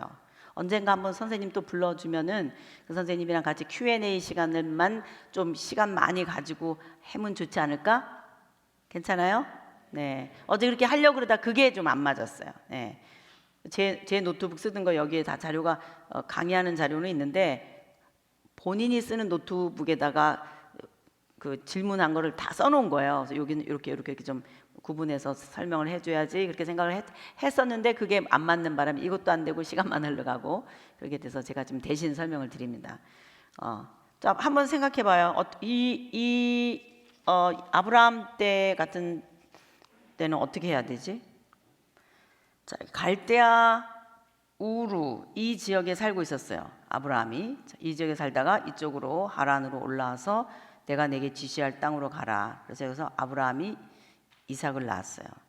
그러면 아브라함이라고 하는 사람은, 자, 우리는 지금 신약에 와서 예수님을 믿으면 구원을 받는다 이렇게 배웠어요. 근데 예수님을 믿는다는 것은 뭘 믿는 것이냐? 예수님의 얼굴을 믿고 예수님의 마음을 믿고 그런 게 아니라 두 개예요. 예수님이 누구신지에 대한 정확한 지식을 갖고 그 사실을 받아들이는 거예요. 그게 뭐냐면 이 땅에 살았던 사람이 예수인데 그가 하나님이셨다는 사실을 알게 된 거예요. 어마어마한 거잖아요. 하나님이 세상에 왔다는 걸가 받아들여진다는 건 잠을 못 잘 일이에요. 사실 세상에 하나님이 왔다는 사실, 그분이 예수님이라는 사실을 알게 된 거예요. 눈만 감으면 그 생각나고 눈 떠도 그 생각나고, 이게 얼마나 신기하고 이상한 일이야. 그리고 그분이 근데 왜 오셨지 그랬더니 이제까지 구약 성경에 있었던 애니멀 세크리파이스, 제물을 들고 와라. 우리 가인 아벨 때도 우리가 그런 공부했지만 제물을 들고 하나님 앞에 오는 것이 하나님은 왕이시다를 아는 방법이라고 우리가 성경에서 배웠는데, 그 이후로 지금까지 수도 없이 많은 제물이 죽었는데 결국은 그걸 왜 그렇게 하나님이 생각했나? 아담이 범죄했을 때부터 그랬더니 본인이 죽을 생각이 있었던 거예요. 그리고 이제 알게 된 거예요. 그거 하러 오셨다는 걸 알게 된 거예요. 그래서 우리가 예수님을 믿는다는 것은 하나님께서 이 땅에 오셨으며 그분이 제물이 됐다라고 하는 생각을 세상에 하고 계셨었구나, 이거를 받아들이고 내가 죄 때문에 하나님에게서 끊어져서 죽어야 되는 건데 끊어진 거를, 이렇게 끊어졌던 거를 붙이기 위해서, 붙어야 되니까 생명이, 요거 붙는 스카치 테이프처럼 이렇게 붙이는 일을 피로 하셨구나, 하나님의 생명으로 하셨구나. 생명은 생명으로 이어야 되는데 이게 나고 하나님이셨는데, 하나님하고 나고 끊어졌었는데 이 끊어진 사이를 하나님이 생명을 당신의 피로, 이렇게 피로 스카치 테이프로 붙인 것처럼 수리를 하셨구나. 여기를, 이걸 수리를 하신 거야.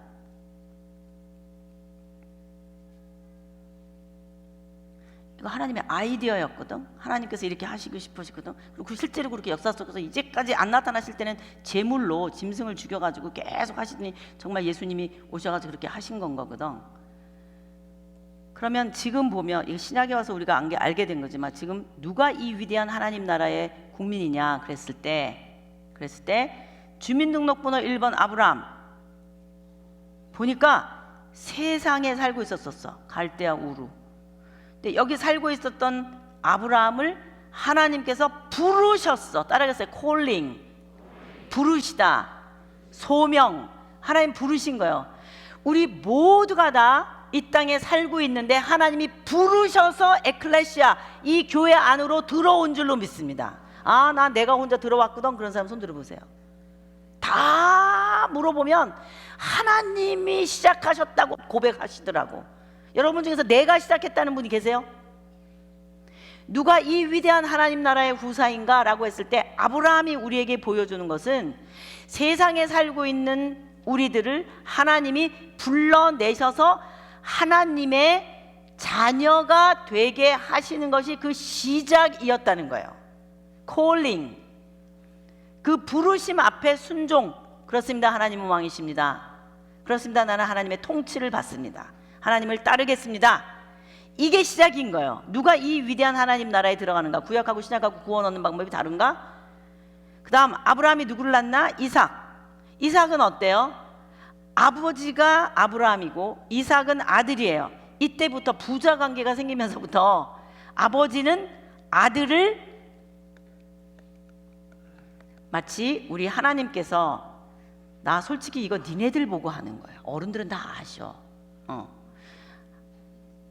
괄호 열고 사실은 내 수준인데요. 그런 분들 계시죠? 저희가 통합 예배를 드리는데 어린이 스타일로도 하고 중고등부 스타일로도 하면서 같이 예배 드리니까 어른들이 비로소 막 그런 거예요. 이제야 내 수준이라는 거예요. 어쩜 이렇게 잘 귀에 쏙쏙 들어오냐고. 하나님이 예수님을 보내셨어요. 부자, 성부 하나님, 성자 하나님. 우리가 이해할 수 있는 용어로 성부 하나님, 성자 하나님 이렇게 써요. 여기 구약에도 아브라함이 아버지로, 이삭이 아들로 이렇게 나타나면서 하나님이 유니크한 독생자 예수님을, 그래 그 아들을 낳을 걸 낳은 것도 아니고, 자, 낳을 수 없는 가운데 난 동정녀 탄생과 같은 이런 이 땅에 오실 수도 없는 그런 아들, 다른 아들과 달리 유니크한 이 아들인데 이 아들을 죽인 거예요. 마치 아브라함이 낳은 게 아니에요. 이삭, 낳을 수 없는 중에 사라가 낳은 아들이 이삭이에요. 똑같아요. 태어나게 된 것부터 아들 하나 있는 것까지 똑같이. 그런데 그 아버지가 아들을 죽여요. 아버지가 아들을 제사로 죽여요. 이삭은 이삭의 삶을 살았고 아브라함은 아브라함의 삶을 살았는데 이 삶 자체가 우리가 지금 강연이가 얘기한 대로 예수님을 믿으면 구원을 받습니다 라고 한 거와 똑같은, 이들의 삶 자체가 그 삶을 사는 거예요. 그것을 경험했고 그것을 살아낸 사람들이 일상의 삶을 살았는데 그것이 이분들의 삶의 클라이막스예요. 그 다음 야곱, 무슨 악한 일이나 선한 일을 하기도 전에, 자, 우리가 지금까지 얘기한 하나님, 예수님, 이거는 복음서예요. 신약으로 말하면 복음서. 예수 그는 누구인가? 그는 하나님이시고 우리를 위하여 죽으셨다. 아브라함, 이삭까지가 복음서의 내용이야. 그 다음에 야곱은 무슨 선한 일이나 악한 일을 하기도 전에 어머니 뱃속에 있을 때부터 하나님께서 야곱을 사랑하셨다. 이유가 뭐야? 이유가 없어. 이유가 없어. 하나님의 절대 주권인 거예요. 누군가 구원을 받았다, 누가 이 십자가 사건을 믿게 됐다, 누가 교회를 다니게 됐다, 그러면 이렇게 된 것은 전적인 하나님의 은혜인 줄로 믿습니다. 이게 신약으로 말하면 서신서 내용인 거, 로마서인 거예요. 십자가 사건에 대한 해석으로서 닥트린으로 바울이 정돈한 것이 로마서인데 by grace, 은혜로 말미암는 구원이었다는 거예요. 나에게 무슨 공로가 있어서 된 게 아니라고 하는 사실을 보여주는 것이 로마서인 것처럼 복음 본질을 이렇게 정확하게 표현하고 있는, 복음서와 서신서, 복음서와 로마서 가지고 정확하게 표현한 것처럼 아브라함, 이삭, 야곱이 정확하게 복음을 얘기해 주고 있어요. 복음서 십자가의 죽음과 by grace, 은혜로 말미암는 구원, 이거예요. 훨씬 멋있어요. 에서가 야곱보다. 인간의 행동으로가 아니라 하나님의 절대 주권, 은혜, 그러니까 하나님의 자녀가 됐다면 하나님이 낳으신 거라는 거예요. 네가 한 게 아니라는 거예요. 하나님이 낳으심, 부성적 출산 행위를 말하는 거예요. 이것이 아브라함 주민등록번호 1번, 이삭 주민등록번호 2번, 주민등록번호 3번 야곱. 이것이 신약에 우리가 어떻게 하나님의 자녀가 되냐, 아하자, 누가 이 위대한 하나님의 나라의 후사인가를 그대로 보여내는, 그대로 복음서와 서신서 내용인 거예요. 그래서 누가 이 위대한 하나님의 나라에 들어가느냐 그랬을 때 아브라함이 들어갔고 이삭이 들어갔고 야곱이 그것을 보여냈어요. 그래서 창세기 12장부터 50장을 앞으로 우리가 어떤 관점으로 읽어야 되나 굉장히 쉬워요. 누가 이 위대한 하나님의 나라의 후사인가, 다른 말로 말하면 이제 막 시작하려고 하는 하나님의 나라의 국민이 누구인가예요. 국민이 누구였어요? 주민등록번호 1번 누구? 아브라함. 2번 누구? 이삭. 3번 누구? 야곱. 이제 하나님은 무엇을 건설해요? 하나님의 나라를 건설하려면 우선 뭐가 있어야 돼요? 국민. 이 나라를 시작하신 분은 누구세요? 하나님이세요. 니무롯이에요? 힘 있는 자예요? 아니에요. 누가 시작하셨어요? 하나님이 시작하신 나라예요. 이 나라에 누가 들어오냐? 국민이 들어오는데 국민은 하나님이 낳으신다는 거예요. 하나님의 출산 행위, 하나님의 부성적 출산 행위. 그래서 우리는 하나님의 자녀인 거예요. 아하자! 이렇게 맥이 없어요. 큰 소리로 아하자! 100배 큰 소리를 한번 해보세요. 아하자! 아하자! 아하자! 이거예요. 화면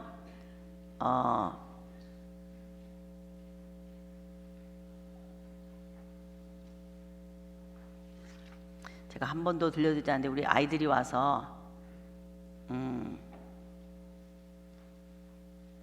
영어로 해줘요? 한국말로 해줘요?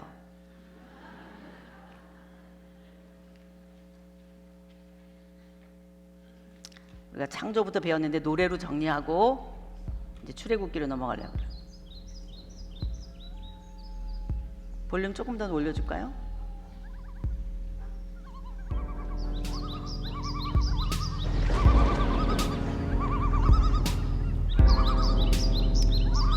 우리 태화교회가 아름다운 교회니까 같이 이런 거 동역하고 싶어요. 땅, 지구, 마그마, 바다, 하늘, 태양, 북극성, 무기물, 쌀, 대추, 오렌지, 장미, 조개, 오리, 원숭이, 유기물,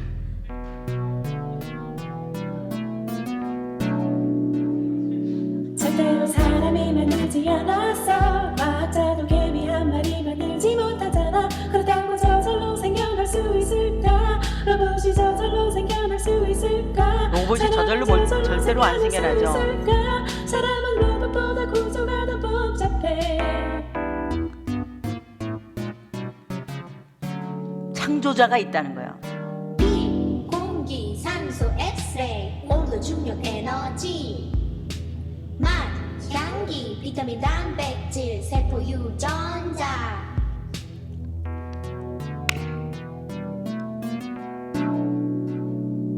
맞아 이런 것들도 있지. 눈에는 보이지 않는 것들이야. 아 그래 안 보이는 게 더 많아. 보이는 게 다가 아니야. 안 보이는 게 많아. 그런데 이 속에 공식이 법칙이. 아원자 소립자, 양성자, 중성자, 전자, DNA, CGH, 구안인, 시토신, 리민.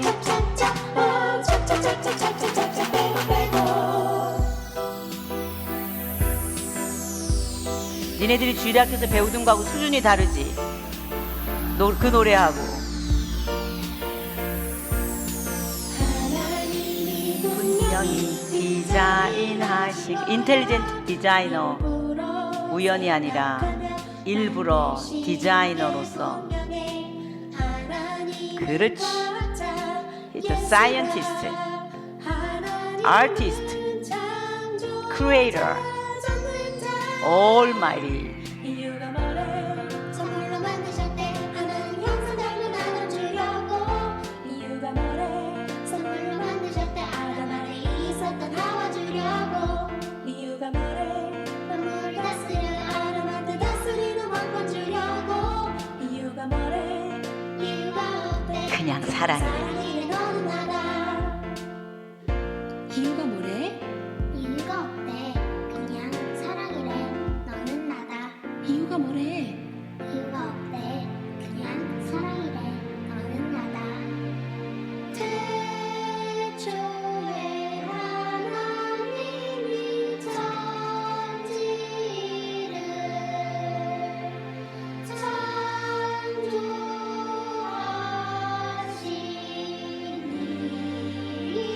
창조하시니라. 태초에 하나님이 사람을 창조하시니라.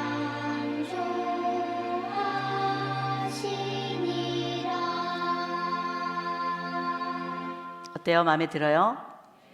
네.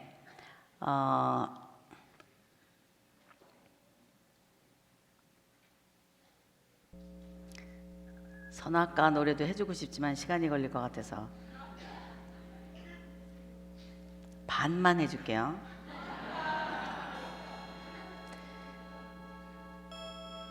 선악과는 아기를 낳은 엄마가 아기를 들여다보면서 나야 나 걱정하지 마 내가 있잖아. 저 나무를 볼 때마다 눈에는 안 보여도 하나님이 있다는 걸 알으라고 나무를 둔 거야. 그것처럼 그런 마음인 거예요. 이렇게 들여다보면서 너가 딱 왕이야. 그렇지만 내가 아빠야. 내가 진짜 왕이야. 그건 알고 계세요. 맘대로 통치해라. 자유를 주셨어요. 이렇게 쓰다듬으면서 너무 사랑스러워가지고 해서 사용해라. 생각도 주셨어요.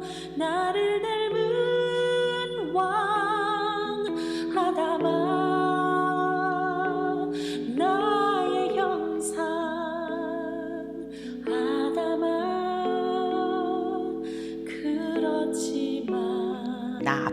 건 알겠지? 진짜 나 엄마 있는 거 너 알고 있지? 그게 최고의 지식이어야 해.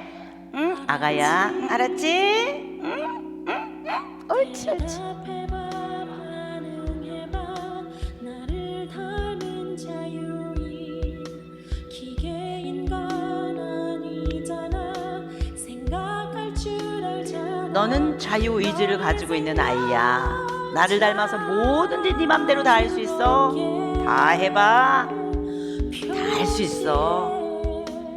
내가 있다는 건 꼭 기억해. 그게 복이야. 응? 나는 무서운 하나님이 아니야.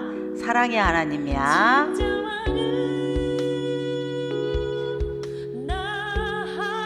대답해봐. 응? 응? 응. 아담 왕은 모든 열매가 먹을 수 있지요 그렇지만 선악과는 다 먹으면 안 돼요 다 먹지 않고 있어야 바로 그게 대답이죠 아이, 당연하죠. 하나님이 진짜 인간의 자유의지와 하나님의 절대주권. 인간 왕이 앞으로 계속 나타날 거라는 거예요. 세계사 속에. 선악에서 얘기하고 있는 것이 앞으로 요한계시록까지 얼마나 중요한 어떤 의미로 갈 것인가, 이런 것들을 여러분들이 잘 생각해야 돼요. 아무것도 아닌 게 아니에요. 이게 지금 제국주의 역사 속에 인간이 힘 있다고 왕이 되는 이런 개념들을 여러분들이 끝까지 이렇게 붙들고 있어야지 된다는 거죠. 이거는 굉장히 쉽게 만든 노래인데요. 하나님 하라는 대로 재물 갖고 왔어요.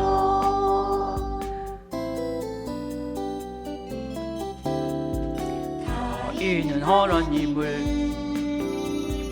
무시해버. 가인 계열, 색 계열. 아무렇게나 예배했어요. 가인은 자기가 하나님이라고 생각했어요. 자기 맘대로 살았답니다. 아무렴 어때? 내 맘대로 살 거야. 애들이 이거 할 때 제일 좋아해요. 나는 새처럼 큰 소리로 외칠 거야. 하나님은 왕이시다. 하나님은 왕이시다. 하나님은 왕이시다. 일평생 하나님을 예배하며 살 거야. 하나님은 왕이시다. 하나님은 왕이시다. 우리 엄마 아빠 따라서 나온 친구들이 있어서 보너스로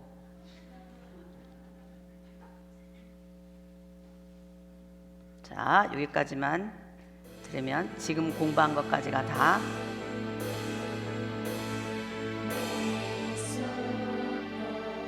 담비야 갈대야 우르 하나님이 왕인 줄 모르는 나라. 아브람 거기서 살고 있네. 나와 거기서 나와. 내가 내게 지시할 땅으로 가라. 내가 널 시작으로 나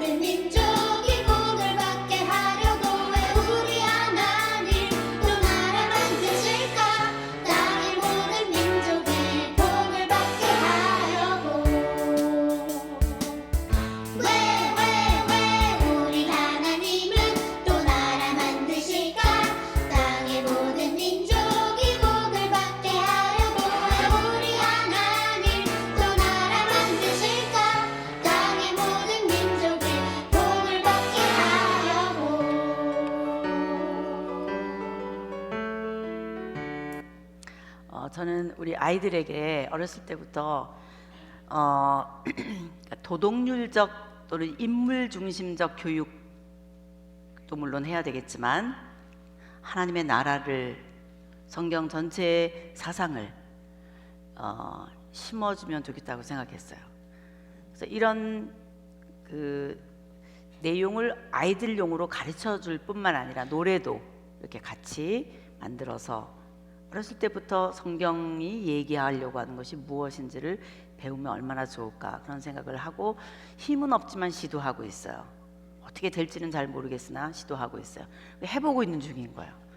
혹시 여러분들도 저랑 같이 뜻이 맞아서 같이 이런 것들도 만들어보고 또 아이들 프로그램으로도 같이 해보기도 하고 이러면 좋을 것 같아요. 아이들이 좋아해요. 듣는 거 좋아하고 내용 자체에 메시지가 있기 때문에 좋아해요. 자, 우리 내비게이션 61페이지를 이제 열어보겠습니다. 제가 말씀드린 대로 생장점 포인트, 창세기 1장부터 11장이 어렵기 때문에 거기가 우리 성경이 읽어지네. 생터. 왜 생터라 그러나 바로 이 부분 때문이다. 그래서 여기를 시간 많이 써서 우리가 공부하고 나머지 뒤는 별로 어렵지 않습니다. 그냥 이렇게 쭉쭉쭉쭉 빨리빨리 나갈 수 있어요. 그러나 이 내용을 이런 데도 다 깊게 많이 쓸 수는 없어요. 그래서 제 책 중에 이제 성경이 읽어지네라는 책이 있는데 거기에는 그래도 비교적 이런 내용들을 좀 써놨는데 이거는 읽기표입니다. 이 책은 성경을 이해한 상태에서 아하, 이게 그런 뜻이구나, 그런 뜻이구나 아는 다음에 실제로 읽어 내려갈 수 있는 읽기표라고 보시면 돼요. 내비게이션은 조금은 이제 내용이 앞에 있긴 하지만, 그래서 이제 드디어 61페이지를 보시면 이제 우리가 지금 창세기 공부를 마쳤거든요. 창세기 읽는 거 하나도 어렵잖아요. 주민등록번호 1번 누구? 아브라함. 2번 누구? 이삭. 3번 누구? 야곱. 어떤 생각을 갖고 읽어요? 아브라함처럼 살아야지, 또는 이삭처럼 뭐 어떻게 그렇게 착하게 해야지, 어떻게 해야지, 순종해야지, 이렇게 읽는 거라 그랬어요. 누가 위대한 하나님의 나라의 국민인가라는 관점으로 읽어야 된다 그랬어요. 누가 위대한 하나님의 나라의 국민인가, 누가 하나님의 나라에 이제 들어가는가, 이제 막 하나님이 나라를 건설하시려고 하는데 누가 이 나라의 국민이냐, 이런 차원으로 읽기 시작해야 읽어진다, 이런 뜻이라는 거예요. 어렵지 않죠? 네. 그리고 그거를 어떻게 그럼 구체적으로 읽을까 그랬을 때 제가 내비게이션에 조각조각 해놓은 거예요. 그럼 지금까지 우리가 공부한 내용을 머릿속에 가지고, 자 보세요. 61페이지 왼쪽 위에 보시면 2번, 이게 우리가 지금 공부한 토픽들인데요. 아담 PhD 논문으로 왕되다. 그래, 아담 너 왕해. 그렇지만 진짜 왕은 나다. 공부했던 거예요. 그래서 하나님은 세계사 속에 흘러가고 있는 제국주의 역사 속에 하나님의 나라를 건설하시려고 하는구나. 지금 이거 제목 말해주느라고 이렇게 오래 걸린 거예요, 제가. 그러나 중요했죠? 네, 중요한 내용입니다. 그래서 이제는 거기 있는 도표대로 진짜 역사가 흐르는 성경 목록, 오른손, 왼손, 발생 이거 했었던 거 기억나시죠? 진짜 역사가 흐르고 있는 왼쪽 위에 있었던 성경 목록이 한번 해보시죠. 창, 출, 민, 수, 삿, 쌈, 왕, 대. 창조부터 있었던 얘기이기 때문에 길게 해요. 대라는 요 줄기만 알면 되는 건 그 흐르는 역사예요. 그 중에 이날은 데이 1은 뭘 읽는다는 뜻일까요? 창세기를 읽는 날이라는 뜻인 거예요. 거기 보면 진한 색깔 바탕에 흰색으로 창 써 있죠. 네, 이게 이제 앞으로 바뀔 거예요. 데이마다 다. 예를 들면 131페이지로 가보세요. 제가 아무데나 그냥 랜덤으로 열었어요. 131페이지 보면 아까처럼 창이 진하지 않아요. 뭐가 진해요? 수가 진하잖아요. 그리고 글씨가 흰색으로 수 이렇게 써 있잖아요. 그런 거 보면 데이마다 이 장면이 다 같을 것 같아요, 다를 것 같아요? 다르게 돼 있어요. 아하, 그날 요거를 보면 내가 어떤 부위를 읽어야 되는 거구나를 알 수 있게 되게요. 자, 그래서 61페이지 다시 오시면 이게 데이 1 이렇게 되어 있는데, 제가 이거를 이렇게 처음에 약 20장 정도로 나눈 데는 이유가 있어요. 구약을 58일 아니다, 구약을 68일인가? 신구약을 합해서 60일 정도에 읽을 수 있도록 했던가. 하여튼 제가 미국에 살 때 너무나 오래돼서 제가 생각이 안 나네요. 거기는 세탁소 하고 샌드위치 가게 하고 뭐 주유소 하고 매일 나가서 일하면서도 성경을 틈나는 대로 읽더라고요. 근데 그게 어느 정도로 읽는지를 제가 한번 리서치를 해봤어요. 그랬더니 일하면서요. 집에서 아무 일도 안 하고 뭐 하우스와이프로 있는 그런 뭐 분들도 지금 그냥 주부로 계신 분들도 계시겠지만 그러지 않고 일 나가는 엄마, 일 나가는 아빠들이 하루 종일 일을 해야 됨에도 불구하고 읽을 수 있는 분량이 하루에 얼만큼인가를 제가 리서치를 해봤어요. 실제로 우리 교회 교인들을 데리고 20장을 읽어내더라고요. 하루에 일하면서. 어떤 때는 걸어가면서도 읽고 어떤 때는 화장실 가서도 읽고 막 너무 재밌으니까 그다음에 어떻게 됐을까 막 이게 재밌으니까 그렇게 하시더라고요. 그래서 맥시멈으로 요이 땅 해가지고 읽읍시다 그래가지고 힘내서 읽을 수 있는 분량을 20장으로 잡았던 거예요. 그랬더니 약 60일 동안 신구약을 다 읽을 수 있게 되는 것 같더라고요. 그때 아마 그랬던 것 같아요, 기억이. 그래서 성경이 읽어지네라는 책을 처음에 쓸 때 이거를 어떻게 하루에 읽으라 그럴까 생각하다가 20장을 생각했던 거예요. 시간이 지나가면서 그거는 좀 어려울 수 있으니까 그렇게 읽는 분은 읽고 그거를 반으로 쪼개면 하루에 몇 장 읽어요? 10장. 그래도 10장은 거의 대부분 읽더라고요. 결심을 하니까 또 재밌으니까 이제는 10장 정도는 읽을 수 있겠다. 거의 다 읽어내시더라고요. 그래서 이렇게 하시면 되는 거예요. 61페이지에 데이 1 이거는 20장 정도를 기본으로 한 것이지만 여기 써있는 오버뷰 창 1에서 19장 이거를 반으로 자르면 약 10장이잖아요. 그렇죠? 이렇게 반 정도를 읽는다. 그러니까 데이 1을 몇 개로 나눈다? 2개로 나눈다. 이렇게 생각해서 여러분에게 나눠드린 것이 여기 지금 제가 못 갖고 왔네요. 이게 여러분 그거 있죠? 그 성경 읽기 표. 네, 목사님 맞습니까? 맞죠? 10장씩 정도로 해놓은 것이죠. 네, 자 거기에 표가 있어요. 첫날 읽을 거 분량이 뭐다 이렇게 표가 있거든요. 그게 다 여기에 있는 내비게이션에 있는 거를 가지고 그 옆에다가 써놓은 거예요. 더 자세하게 딱 요약해갖고 정보를 드린 거예요. 자, 그러니까 이제부터 내비게이션 책으로 말할 것 같으면 몇 장을 읽고 10장 정도 반을 읽어요. 그러니까 데이 1 가지고 몇 개로 나눈다? 이틀로 나눠서 읽는다. 그 자세한 것은 거기 읽기표에 있고 또 뭐라고 제가 설명은 이 내비게이션 책에다 더 해놨으니까 그렇게 생각해가지고 이제 성경을 읽으시면 돼요. 자, 이제 내비게이션 보는 방법을 가르쳐 드릴게요. 자, 61페이지 보면 오늘 창세기구나 알고요. 그다음에 오버뷰. 자, 전체적으로 이날 뭘 얼만큼 읽겠다는 것이냐라고 했을 때 창세기 1장에서 19장을 일단 범위로 한다는 뜻이구나. 그럼 그 전체 내용은 뭐냐? 인류 일반 역사인 창세기 1에서 11장을 읽습니다. 아마 여러분들이 1장에서 11장에 있는 거가 첫날일 거예요. 그리고 그 이후 이스라엘 국사가 시작되는 창세기 12장으로 넘어갑니다. 아브라함을 불러내신 이후 소돔과 고모라 사건까지 읽습니다. 이렇게 돼 있어요. 그러면 창세기 이렇게 있어요. 그러면 그 한 성경 목록이 시작할 때 포맷이 이렇게 생겼구나. 이 안에 있는 내용을 읽으면 제가 했었던 강의 내용이 생각나면서 다시 복습이 되게 돼 있어요. 이거를 강의를 안 들은 상태에서 읽으면 무슨 말인지 잘 모를 수 있으나 이제는 들리실 거예요. 여기 있는 문장들이 독특해요. 뭐 무슨 다른 주석류나 이런 책과는 달리 제가 여러분에게 강의했던 내용이 조금 독특하듯이 여기 있는 내용이 그 내용이에요. 그래서 다시 복습이 되면서 아하, 이해실 사모님 목소리가 들리네 이렇게 느껴질 거예요. 자, 그리고 그 밑에 보면 지도가 있어요.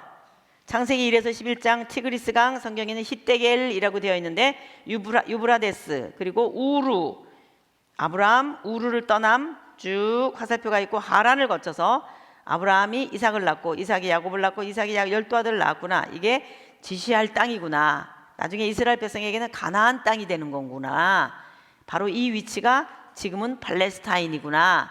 이렇게 지도를 써놨고요. 딱 간단한 알면 좋을 정보만 써놨어요. 그리고 어디로 들어갔어요? 이집트. 이게 무슨 지도인 거예요? 창세기 지도인 거예요. 몇 장부터 몇 장? 1장에서 11장. 그 다음 몇 장부터 몇 장? 12장에서 50장. 12장에서 50장이라 그래봤자 무슨 내용이에요? 아브라함이 이삭을 따라하겠어요. 아브라함이 이삭을 낳고 시작. 아브라함이 이삭을 낳고 그 다음 이삭이 야곱을 낳고 그 다음에 야곱이 12아들을 낳아서 어디로 이민 갔다? 이집트로 이민 갔다. 이게 창세기 12장부터 50장까지의 내용이에요. 눈에 들어오세요, 윤곽이? 네. 그럼 아브라함이 이삭을 낳고 이삭이 야곱을 낳고 야곱이 12아들 낳았다는 의미는 무슨 의미인 거예요? 누가 이제 막 시작하려고 하는 하나님의 나라의 국민인가? 이렇게 읽으면 된다는 거예요. 읽혀질 것 같아요? 읽혀질 것 같죠? 네. 그래서 자 62페이지 그 아래 보면 매 성경 목록 시작할 때마다 지도가 이렇게 있어서 제가 여러분의 강의한 내용에 근거한 지도이기 때문에 이해도 될 거예요. 그리고 그 밑에 보면 바가 있어요. 이렇게 막대기 같은 게 막대기가 있고 그 안에 흰 글씨로 뭐라고 써 있걸랑요. 자, 이거를 읽으면서 눈치를 한번 채시면 좋겠어요. 한번 일단 읽어봅시다. 시작. 창 1장부터 11장 제목이 뭐예요? 인류 일반 역사가 시작됐다. 어려워요? 안 어려워요? 안 어렵죠? 이해가 되시죠? 아하, 그래, 맞아, 이거야. 이렇게 이해가 돼요. 그리고 63페이지에 보면 내비가 딱 뜨는 거예요. 내비가 뜨더니 뭐라 그래요? 우선 뭐 읽으래요? 창세기 1장 1절부터 25절을 먼저 읽으래요. 아무 생각 없이 무조건 쫙 읽지 말고 끊어서 읽으라는 거예요. 끊어서 읽을 때 무슨 생각하래요? 이과 과목 시작. 이과 과목으로 시작되는 성경 자연, 과학, 창조 읽을 수 있겠죠? 네. 그 다음 밑에 내비 딱 떠요. 창 1장 26절에서 3장 24절까지를 읽자. 선악과에 대한 내용까지 읽자. 창조의 목적은 사람이었다. 아하, 창조하신 마지막 목적은 사람이었네. 제가 또 뭐라고 조금 써놨어요. 요거를 읽고 싶으면 읽으시고 안 읽고 싶으면 안 읽어도 되는데 그래도 읽으면 훨씬 그 성경 본문을 읽을 때 도움이 되고 제가 여러분에게 강의했던 내용이 생각날 겁니다. 그리고 그 다음 64페이지 창 4에서 5장. 자, 기억나세요? 4장에서 5장이 무슨 내용이었어요? 그렇죠. 두 개의 사회 성격, 두 개의 왕권에 대한 해석이에요. 하나는 누가 왕인? 하나님이 왕인. 누구 계열? 셋 계열, 셋 공동체. 또 하나는 누가 왕인? 힘 있는 자, 가인과 같은 라멕, 네피림, 니무롯. 앞으로 나가다 보면 뭐 느부갓네살, 알렉산더, 시저 뭐 다 나올 거 아니에요. 계속 나온다니까요. 옥타비아누스, 안토니우스, 저 신약 끝에 가면 도미티아누스 황제까지, 네로 황제까지. 가인부터 시작한 힘 있는 자의 나라가 신약이 끝날 때까지 계속 그 이름이 이제 앞으로 나올 거예요. 줄기차게 나올 거예요. 어렵게 생각하지 말라는 거예요. 힘 있는 자의 공동체와 하나님이 왕이신 공동체, 하나님의 나라, 이거를 생각하면서 읽으시면 된다 이란 말이에요. 제가 지금 뭐라고 말로 했던 게 64페이지에 있는 내용이에요. 64페이지 아래 장 4에서 5장 밑에 써있는 내용이 제가 지금 이불로 한 말이에요. 무슨 말인지 이해되시죠? 네. 그 다음 65페이지 창세기 6장에서 9장. 오호. 자, 노아 홍수. 결국 왕은 나야. 심판하시나 구원하신다. 그 다음 창세기 10장에서 11장 다시 노아의 족보가 나타나요. 가인 계열은 어느 제국으로? 그렇죠. 셋 계열은 이스라엘로 이어지다. 여기가 창세기 1장부터 11장. 잘 이해되시겠죠? 그 다음 66페이지 아까 막대기가 나오면서 1장에서 11장 인류 일반 역사가 시작되다. 여기는 이스라엘 국사 아니에요. 그러면서 얘기했었던 거가 끝났는데 이번에 다시 바가 나타났어요. 포맷이 다시 똑같은 게 나왔다는 뜻이에요. 그럼 아까 1장부터 11장이었으니까 지금은 몇 장부터 몇 장이 나온 거예요? 12장에서 몇 장? 50장. 우리가 어떻게 읽으면 돼요? 시작. 이스라엘 국사가 시작됐구나. 뭐부터 만들어? 국민부터 만들구나. 이렇게 생각하고 읽으시면 되는 거예요. 이해가 되시죠? 다음 67페이지. 제가 뿅 나타났어요. 제가 급할 때 나타나요. 잠깐 그러면서 왜? 이때 누가 살고 있었던 배경을 기억해보자. 욥. 무슨 말인지 이해되시죠? 네, 욥기 발생 기억나시죠? 네, 욥기라고 하는 내용은 이때를 배경으로 해서 쓴 책이다 이 말이에요. 언제 썼는지는 알 수 없으나 이때 배경으로 해서 읽으면은 좋고 또 나중에 읽어도 괜찮아요. 자, 이제 여러분 내비게이션 384페이지를 가보세요. 384페이지. 이건 저 끝에 뭐 읽어도 괜찮고 앞에 읽어도 괜찮고 이게 제일 자리가 없어요. 낙동강 오레알 같은 책이에요. 384페이지 보면 창 위에 세모 모습으로 욥 흰색 글씨 써 있죠? 왜 위에 써 있을까요? 네, 이때 따로 읽어야 되는 거니까. 예, 스토리가 연결되는 건 아니에요. 그러나 이때를 배경으로 해서 읽는 거 좋은 아이디어예요. 그럼 내가 욥기를 어떻게 읽을 수 있을까? 여러분이 어려워할 것 같아서 제가 잠깐만 설명할 거예요. 욥기를 굉장히 어려워해요. 욥기를 어려워하는데, 자, 우선 데이 47, 데이 48 이렇게 두 세션으로 되어 있어요. 자, 384페이지 욥기 1장에서 21장이 범위이고요. 392페이지, 자, 392페이지 욥기 22장에서 42장. 욥기가 내용이 꽤 길어요. 42장으로 되어 있어요. 그러니까 이 욥기는 나흘 동안 읽으시면 될 거예요. 여러분들은 나흘 정도 동안. 그런데 제가 욥기 따로 읽기에서 384페이지에서부터 얘기하기 시작하던 내용이 386페이지까지 이어져요. 제가 여기 강단에서 짧은 시간에 다 모든 과목들을 성경 목록들을 설명할 수가 없기 때문에 그래서 내비게이션 책이 여러분에게 조금 필요할 수 있어요. 그러나 조금 포인트만 찍는 정도예요. 이게 다 시간이 걸리는 일이기 때문에. 제가 지금까지 얘기한 욥기에 관련된 내용이 384페이지 그 욥기 따로 읽기 밑에 있는 내용이에요. 뭐 아브라함, 이삭, 야곱 이럴 때를 배경으로 쓰여진 책이지만 관계가 없기 때문에 따로 있어야 되고 뭐 어쩌고저쩌고 제가 지금까지 한 말들이 글로 써 있는 거고요. 385페이지를 와 보세요.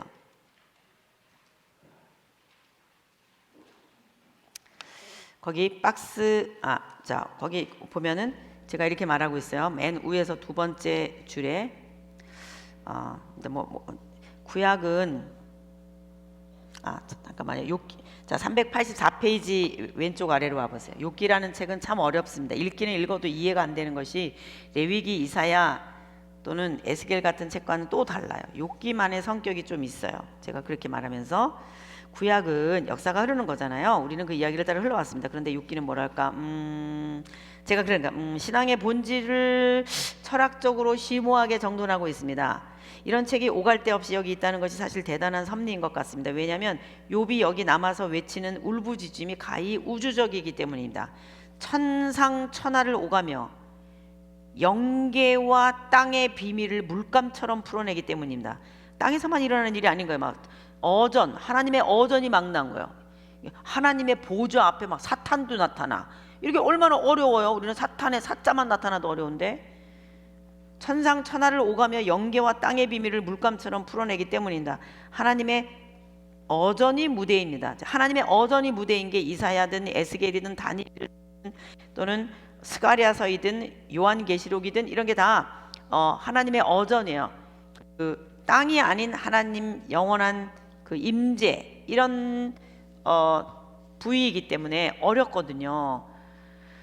그럴 뿐만 아니라 욥이라는 사람의 일상의 무대도 일상의 생활도 무대인 거예요. 근데 그 내용인즉슨 뭐냐? 욥을 자랑하다가 그만 하나님이 이런 일을 시작하시게 된 거였어요. 지금 이거는 시나리오예요. 극본이에요. 극본. 욥이라고 하는 사람 실제로 살았던 것으로 보여집니다. 이 당시 배경 속에. 그런데 그 전에 내려오는 욥의 스토리를 극본으로 만든 거예요. 작가가 누군지는 알 수 없어요. 근데 이 작가가 이거를 쓸 때 엄청난 스킬과 이 안에 철학적 주제가 있다는 것을 우리가 알 수 있어요. 작가가 그런 사람이에요. 그러니까 작가가 뭘 표현하려고 하느냐가 읽어내는 사람, 또는 그림이면 그림을 보는 사람, 음악이면 음악을 듣는 사람의 몫이잖아요. 관전 포인트가 있어야 되는 거예요. 욥기를 아무렇게나 읽는다고 읽혀지는 게 아닌 거거든. 근데 그게 어떻게 된 거냐, 그러니까 이게 아이디어를 낸 거야. 욥을 쓴 사람이 어떤 아이디어를 내냐, 하나님이 욥이 너무너무 자랑스러운 거야. 너무 기특해. 욥이 영적으로 얼마나 이쁜지, 그냥 욥이 너무너무 이쁜 거예요. 어느 정도냐면 세상에 있는 모든 사람들이 하나님한테 와가지고 알랑대는 거는 하나님이 잘해줄까 봐 알랑대거든, 거의 다. 그래서 알랑대기 위해서 뭐 기와장에다 절에 가면 또 막 뭐 우리의 합격되게 해주세요 이런 거 써가지고 알랑 10,000원, 이렇게 10,000원 주고 무슨 대학교를 입학. 그게 다 신존재 앞에 알랑대려고 뭐 바라는 게 있어서 시작되는 게 종교거든요. 모든 종교의 본질이 그거예요. 좀 비비고 싶은 거야. 신이 좀 잘해주면 좋겠는데, 이렇게 지금 비비는 게 종교의 본질인데 욥은 그 정도가 아닌 거예요. 멋있는 거예요. 모든 종교를 찾는 인간의 본성이 그런데 그게 아닌 거예요. 자기 니드 때문에 신을 찾는 게 아닌 거예요. 얼마나 자랑스러운지 그게. 저도요, 맨날 뭐 해달라 그러면 별로 안 해주고 싶지만 하나도 해달라도 그러지 않는데 알아서 잘하면서 오히려 나를 생각하면 더 해주고 싶더라고. 욥이 그런 거예요. 욥이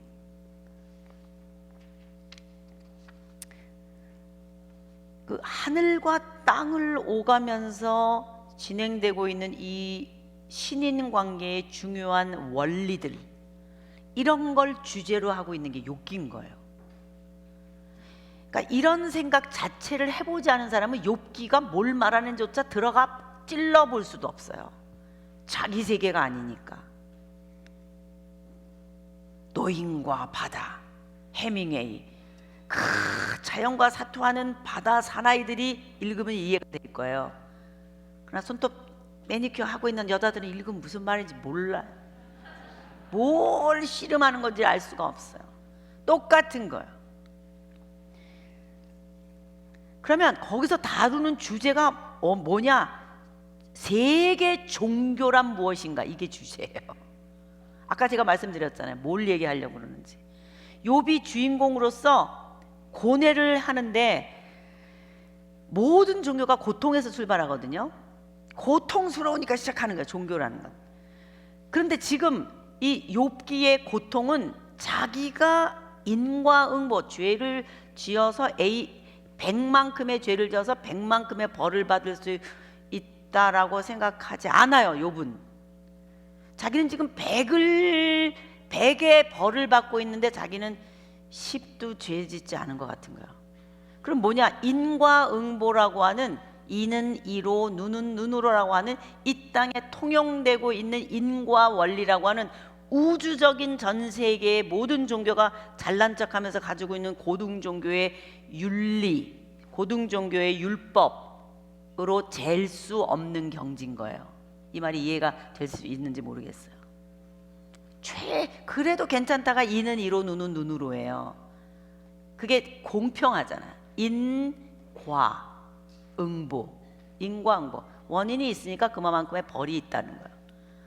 A만큼 잘못했으니까 A 다시 벌을 받아라, 이거. 그게 공평하잖아.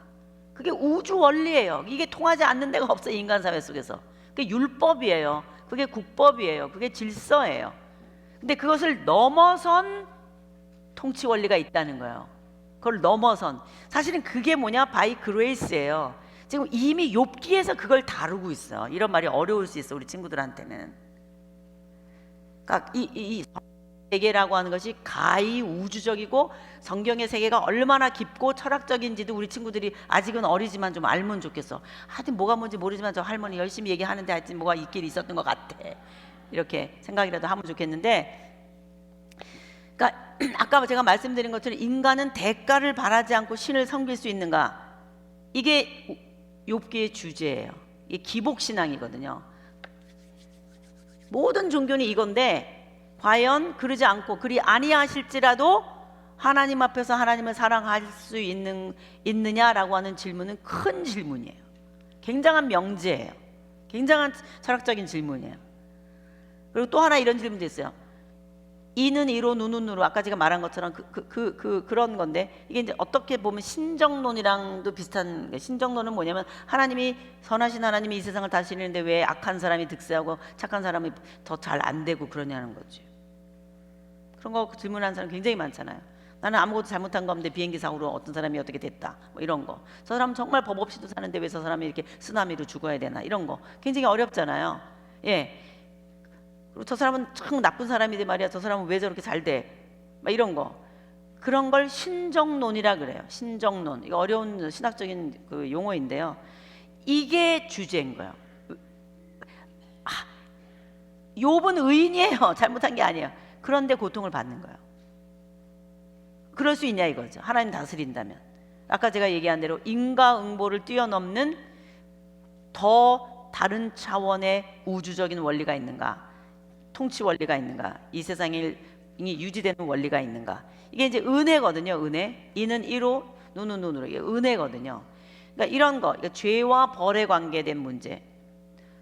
조직신학적으로 얘기하면은, 또는 로마서적인 관점으로 얘기하면 이게 율법이냐 은혜냐, 이런 걸로도 말할 수 있는 이런 내용들이 들어있는 게 욥기예요. 그러니까 이런 걸 가지고 고민해보지 않았는데 욥기를 읽는다, 안 들어오는 거예요. 그래서 제가 억지로 써놓은 거예요. 이렇게라도 이게 이런 거라고.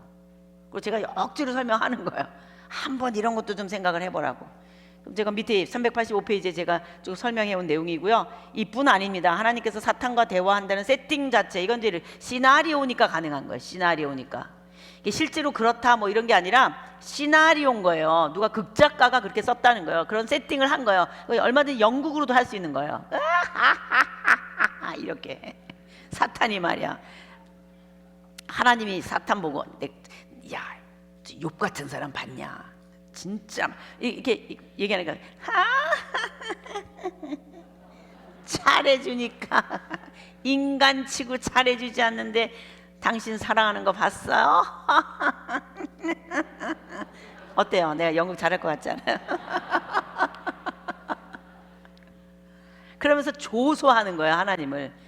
이게 종교 현상이에요. 얼마나 큰 주제예요, 이거 자체가. 그런 걸 사색해 보신 적 있으세요? 어떤 면에서 보면 하나님이 나한테 뭘 잘 안 해주시고, 뭐 내가 하나님 열심히 잘 믿어도 애가 잘 안 되고, 내가 뭐 돈도 잘 안 벌리고 하는 것마다 잘 안 돼도 내가 하나님을 사랑하고 하나님 날 사랑하는 걸 하나 알기 때문에 그까진 게 아무것도 아닌 것이라고 생각하고 행복해 하는 게 얼마나 멋진 건가라고 하는 이 묘한 쾌감을 가져도 괜찮아요. 무슨 말인지 잘 모르세요? 꼭 잘 돼야만 간증하나요? 그러니까 그런 내용이 들어있는 게 욥기라서 쉽지가 않은 거예요. 천상의 세계에서 일어나는 이런 일들을 이 땅 아래로 내렸다가 올렸다가 사탄이랑도 얘기했다가 막 이런 거. 그래서 쉽지가 않은데, 그러면서 당대 철학자라고 말할 수 있는 이런 주제를 가지고 디스커스를 할 수 있다. 제 친구와의 논쟁도 있고, 나중에 엘리우라는 사람도 나타나가지고 중간에 또 얘기하고, 이런 극본으로 되어 있는데, 그렇기 때문에 제가 지금 말씀드린 것처럼 이런 것 자체가 쉽지가 않은 문학 성문서인 거예요. 성문서. 그러니까 기독교 안에 이런 정도의 책이 있다는 게 굉장히 자랑스러운 거예요, 사실. 근데 그러니까 불교는 불교대로 뭐 작품들이 있겠지만, 기독교 안에 성경 속에 이런 주제를 다루고 있는 작품이 있다라고 하는 것 자체가 퀄리티예요.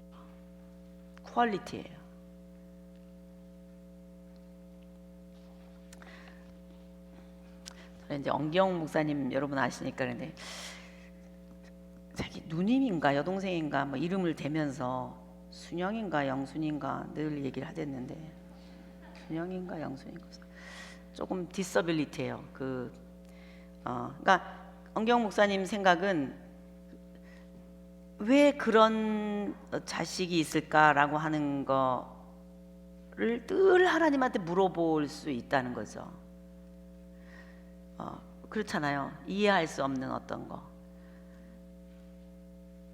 근데 그런 얘기를 하더라고요. 평생 지나오면서 대답 하나 알았대요. 대답이 뭔지 아세요?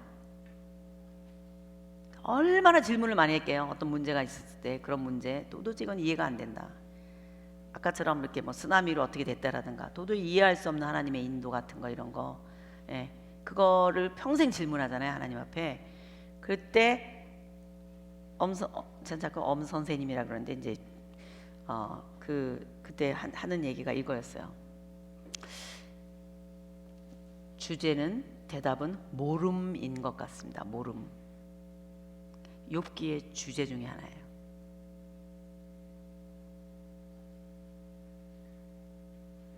따라하겠어요? 다 모름. 따라해 보시라고. 다 모름. 이게 욥기의 주제이기도 해요. 뭘 다루냐 욥기에서 끝까지 말씀 안 하세요. 하나님이 욥한테 사실은 내가 널 두고 자랑했걸랑. 널 자랑하다가 그만 이렇게 된 거야. 안 하세요. 끝까지. 주제는 지상에서는 모름이에요. 모름이 있다라고 하는 경지까지 간다는 건 대단한 거예요. 모를 수도 있다는 거. 이것도 욥기의 주제라는 거예요. 이게 모름이라고 하는 영역을 엔조이 할 수 있어야 돼요. 유한한 인간이 다 모른다라고 하는 여백이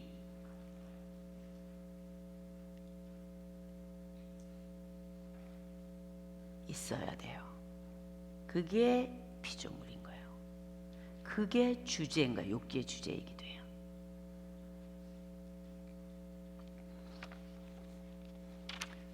우리 이제 읽을 거리를 제가 드렸어요. 뭐하고 뭐예요? 창세기하고 욥기. 그래서 12장부터 50장까지 국민 만들기. 이때 욥이 나타났네요. 그러면서 욥을 그때를 배경으로 해서 이제 막 하나님의 나라가 시작되어 있는데도 이 거대한 종교의 주제가 이때를 배경으로 해가지고 당대 고대 동양 철학자들이라고 말할 수 있는 이 세 친구와 엘리후 이런 사람들과 갑론을박하면서 얘기하고 있는 이 작품이, 성문서 작품이 여기에 이렇게 이때를 배경으로 해서 떨어져 있구나. 장엄한 것 같아요. 저는 제 느낌에는 욥기라는 책이 이때를 배경으로 하고 있다는 게 굉장히 딱 맞아 떨어지는 거예요. 장엄하게 느껴져요. 이제 하나님 나라도 지금 막 출발하려고 하는데 결국은 은혜거든요. 하나님의 나라가 지금 우리 십자가 얘기도 했고 아브라함, 이삭, 야곱 얘기도 했지만 결국은 도덕률이 아니라 은혜를 얘기하려고 하는데 그런 주제가 이미 욥기 안에 들어있다는 거예요. 그 같은 시대를 배경으로 해서, 예, 그런 생각을 하면서 여러분들이 여기 뒤에 내비게이션 딱딱 뜨면서 이렇게 어디부터 어디까지 읽으세요. 그런 데를 따라서 읽을 수 있겠죠? 네, 자, 73페이지가 창세기 73페이지 20장에서 38장. 소돔 고모라 사건 이후에 아브라함은 헤브론과 남방 일대에서 살아갑니다. 그리고 이삭, 야곱 이야기가 이어집니다. 하나님 나라의 국민 만들기를 하는 중입니다. 요셉이 팔려갑니다. 계속 하나님 나라 국민 말구나 이렇게 생각하면 되고 창세기 20장 1절에서 22장까지 읽으세요. 그러면은 이런 제목으로 읽으면 되겠구나. 지도가 이렇게 있구나. 이렇게만 요거만 가지고 교과서처럼 보면서 읽으면 어렵지 않습니다. 그래서 74페이지 이삭의 인생, 75페이지 야곱의 인생. 제가 블라블라 밑에다 다 써놨어요. 이렇게. 그래서 278페이지에 오면 출애굽기랑 연결되면서 창 39장에서 50장까지 읽고 출애굽기 1장에서 11장까지. 그러니까 이거 반 잘라서 이렇게 또 읽으면 되겠죠. 자, 내비게이션 책 어떻게 되는지 이해되시죠? 도움이 되셨습니까? 네, 잠깐 쉬었다가 오겠습니다.